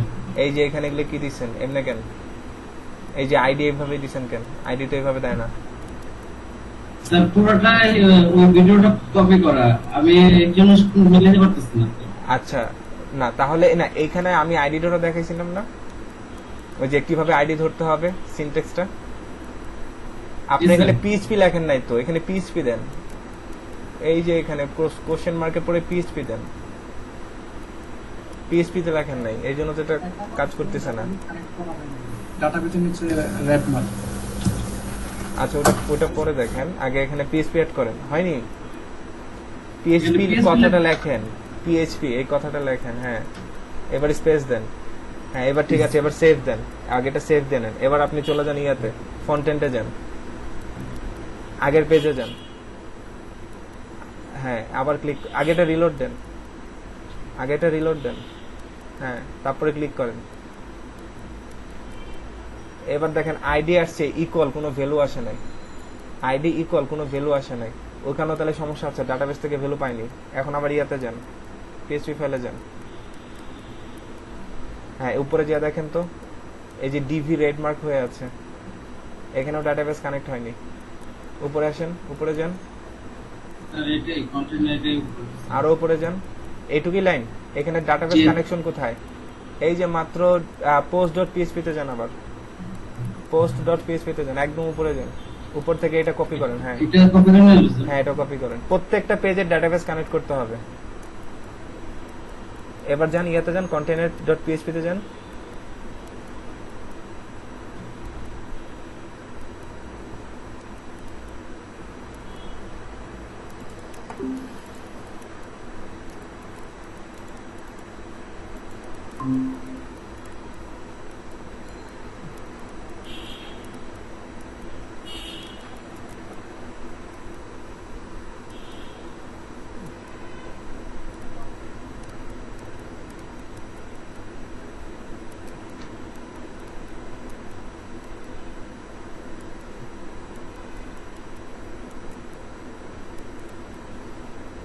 আছেন আপনি?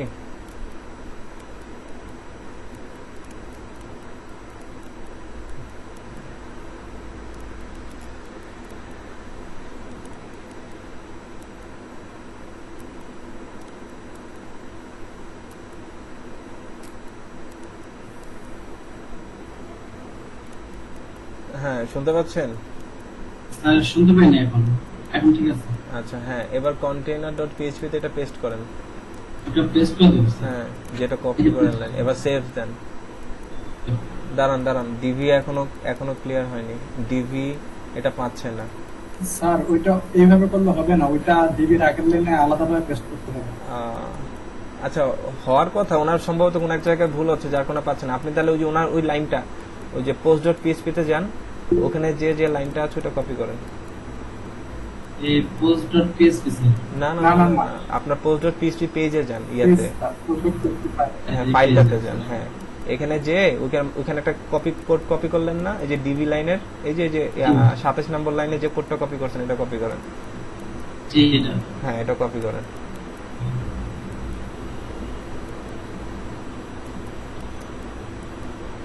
স্যার এবার গিয়ে ওখানে গিয়ে বসান। কন্টেনারে এখানে গিয়ে আপনি বসাবেন হচ্ছে ঠিক 15 নাম্বার লাইনে গিয়ে বসান। 15 না একদম 10-এর আগে 9-এর নিচে বসান। 9 নাম্বার লাইনের নিচে এসে পেস্ট করেন। হ্যাঁ এখানে পেস্ট করেন। That's okay. হ্যাঁ এখন ঠিক আছে। এখন আবার ট্রাই করেন, সেভ দেন, গিয়ে রিলোড দেন আগে এটা। হ্যাঁ এবারটাতে ক্লিক করেন। ওকে 30 নাম্বার লাইনে প্রবলেম এখনো যায়নি। মাইস্কুলের ফেস চেকস। আচ্ছা হ্যাঁ এটা কোনটাতে post.php তে যান এখন। আচ্ছা দাঁড়ান একটু ফন্টেন্টে যান তো দেখি। একটু আইডির সাথে এখনো ভ্যালু যায়নি। আইডি ইকুয়াল টু 0 মানে আইডি ইকুয়াল টু খালি, এখানে ভ্যালু আসেনি এখনো। তার মানে আপনার আগের ওই পেজটাতে সমস্যা আছে। কথা বুঝতে পেরেছেন? আপনাকে আমি যেটা বলছিলাম যে আপনার তাহলে post.php তে সমস্যা নেই, আপনার এই container.php তে সমস্যা আছে। এই ভিডিওটা আবার দেখেন, এখানে কোন একটা জায়গায় কোড মিস করেছেন, এখানে কোড পাচ্ছে না, মানে আইডি পাচ্ছে না। দাঁড়ান একটু নিচে আসেন তো। হ্যাঁ দাঁড়ান, ওখানে ক্লিকিং এফেক্টটা কই দিছেন? উপরে যান। এই যে দাঁড়ান, এই যে এখানে আছে ইকুয়াল, শুধু PHP আছে, ঠিক আছে, একটা সিনট্যাক্স উপরে গেল। href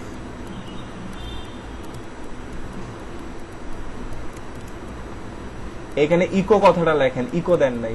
এই যে PHP এটা হচ্ছে 17 নম্বর লাইনে, ইকো করেন ওইখানে 17 নম্বর লাইনে PHP এর পরে ওখানে ইকো লেখেন, PHP কথাটার পরে। না PHP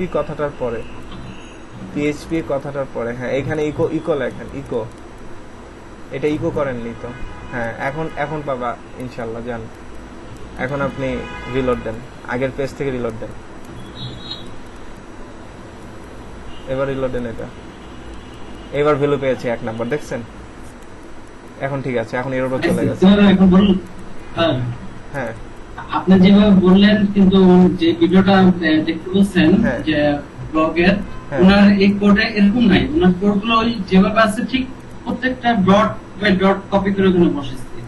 সকাল থেকে 10 বার ট্রাই করছি, কিন্তু এরকম পুরোটাই উল্টা পাল্টা এখানে হয়ে গেছে। আর কোডের সাথে বর্তমান কোডের কোনো মিল নেই। এরকমই মানে এক একটা কাজ অনেক ভাবে করা যায়। এখন আপনাদের আমি কি বলবো, মানে এটা আপডেট করা হয়েছে গত 15 তারিখে আপডেট আসছে, তো এই জন্য সমস্যা হচ্ছে। মানে এই যে PHP স্ট্রমে করলে হচ্ছে এই সমস্যাটা হচ্ছে। আপনি আবার ওই যে ভিজুয়াল স্টুডিও না এটা PHP স্ট্রমের জন্য না। এখানে যেটা হয়েছে ওনার যে প্রবলেমটা, এখানে ইকো ছাড়া ভ্যালু কখনোই যাবে না। আপনাকে অবশ্যই PHP সিনট্যাক্সে লিখতে হবে, এবং এই যে পোস্ট থার্ড ব্র্যাকেট আইডি ধরেছেন, আইডি আনলেন, কিন্তু এটা কি করতে হবে, আইডিটাকে ইকো করতে হবে এই জায়গাটাতে। এখন এটা যেভাবে করুক না কেন সে, মানে যেই সিনট্যাক্সে সেটা আসুক না কেন, এখানে আপনাকে ভ্যালুটাকে ইকো করতে হবে। এখানে ভ্যালুটা যদি না পায়, তাহলে পরের পেজে গিয়ে এরর ধরবে, কারণ ওই ভ্যালু থ্রুতে সে ডাটাটা এনে দেখাবে। মানে আমি কোন আইডির পোস্টটাকে ধরলাম, ক্লিক করলাম, সেই পোস্টটাকে এখন আমি এডিট করবো বা আরো ইন ডিটেলে দেখবো, তাহলে ওই পোস্টের আইডি ধরে যেতে হবে। সে আইডিটাই পাচ্ছিল না। এখন আমার ভাই আবার হচ্ছে ইকো করা লাগে না এই পর্যন্ত কোনো কিছু, জাস্ট ওই যে পোস্ট ডট যেভাবে দিছে ওইটাই। কিন্তু আমার কথা হচ্ছে যে উনি আইডিটা কোথাও এখন ডিক্লেয়ার করে না। উনি যে আইডিটা দিছে উপরে কিন্তু আইডি ডিক্লেয়ার করা লাগে, বা আইডির মধ্যে কি আছে ওনার উপরে কিন্তু কোথাও আইডি বলতে কোনো কিছু নাই, মানে আইডি যে কানেকশন দিছে। এইটা একটা কাহিনী হতে পারে। আর একটা হচ্ছে যে সারা ওই যে আমি যে আপডেটের কথা বলতেছি, ওইটা হচ্ছে ভাইয়া এই যে পোস্ট যে আছে না, সিলেক্ট ফ্রম পোস্ট, এই যে 11 নম্বর লাইনে, ওই পোস্টে যদি উনি আমাদের এসকিউএল থেকে যদি আনে, মানে এসকিউএল থেকে যদি হুবহু আনে, তাহলে এখানে যদি মানে কোলন থাকে, সিঙ্গেল কোলন, আর উনি যদি এখন এখানে সিঙ্গেল কোলন দেয়, তাহলে ওনাকে এরর দেখাবে। এই আপডেটটা গত 15 তারিখে আসছে। আমার এটার জন্য 2 দিন নষ্ট হয়েছে শুধু সিঙ্গেল কোলনটার জন্য। ঠিক আছে, তাহলে আমি ট্রাই করে দেখবো। আমার এখানে কোনো এরর দেখাচ্ছে না, বা আমি রিসেন্টলি কাজ করেছি। এইটা হচ্ছে যে সেটা মনে করেন যে ওই যে তুমি বলো না ওনার এখানে ভাইয়ের এখানে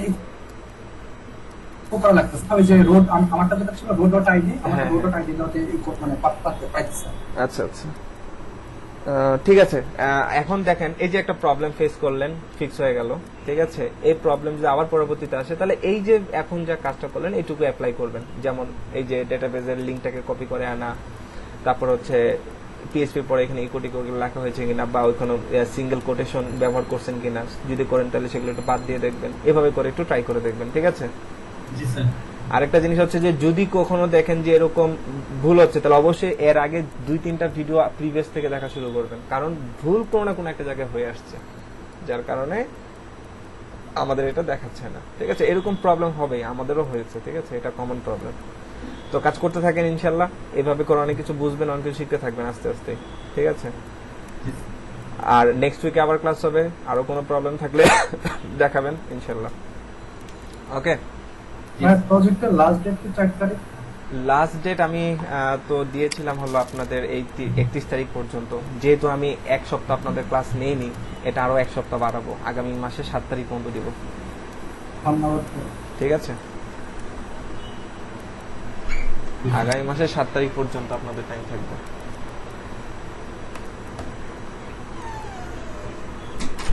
আর 11 তারিখ করে দিলে তো স্যার এক সপ্তাহ হয়ে যাবে স্যার। 11 তারিখ, ঠিক আছে, 11 তারিখ আপনাদের ওইটাই আপনারা করেন, তাও ঠিক আছে, দেখেই করেন, শিখতে পারবেন, দেখেই করেন। হয়তো ভবিষ্যতে এটা নিয়ে আরো রিসার্চ করবেন, কিন্তু আপাতত এটা করলে একটা ধারণা পাবেন যে আপনাদের শিখার জায়গাটা বুঝতে পারবেন, কোথায় শিখতে হবে, কোথায় আটকেছিলাম, এই জায়গাটা বুঝিনি। যখন আপনি ইয়াটা দেখতে যাবেন, বেসিক দেখতে যাবেন, পরে যখন আবার টিউটোরিয়াল গুলো দেখতে যাবেন, তখন বুঝতে পারবেন ও আচ্ছা এই জায়গাটা এর জন্য এই কথাটা লেখা হয়েছে। এর জন্য বলছি করে যান আগে, বুঝেন কি না বুঝেন প্রত্যেকেই করেন। আর অবশ্যই সবাই সাকসেস ভিডিওটা বানাবেন, এটা আমাদের জন্য খুবই দরকার, এটাকে হেলা করবেন না। আর নেক্সট উইক থেকে তো বললাম সন্ধ্যা 7টা থেকে ক্লাস হবে, প্রত্যেক শুক্রবারে সন্ধ্যা 7টা থেকে ক্লাস হবে। যত প্রবলেম আছে, যত কোশ্চেন আছে আপনারা ওই সময় করবেন, ঠিক আছে। জি, বুঝতে পারিনি।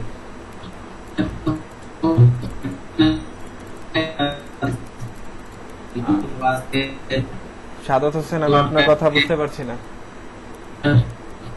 একদিন আমার আত্মীয়জনের ব্লাড চেক ছিল, তো আজ 2 ঘন্টা আগে উনি ইন্তেকাল করছে, এটা মেবি 7টা বাজে নাগাদ। কে কে আমার দাদি। ও আচ্ছা আচ্ছা, ইন্নালিল্লাহ। আচ্ছা, আপনি থাকেন কোথায়? উনি ঢাকাতে? উনি না, উনি বর্তমানে মাগুরা আছে, আমি বর্তমানে ঢাকায় আছি। আচ্ছা, যাবেন না স্যার? মেবি রাত্রে বেলা রওনা দিতে পারি। ও আচ্ছা, ঠিক আছে, ঠিক আছে, ইনশাআল্লাহ। সবাই দোয়া করবেন। ওকে, আসসালামু আলাইকুম। ওয়ালাইকুম আসসালাম। সবাই ভালো থাকবেন। আসসালামু আলাইকুম। আসসালামু আলাইকুম ভাই। ওয়ালাইকুম আসসালাম।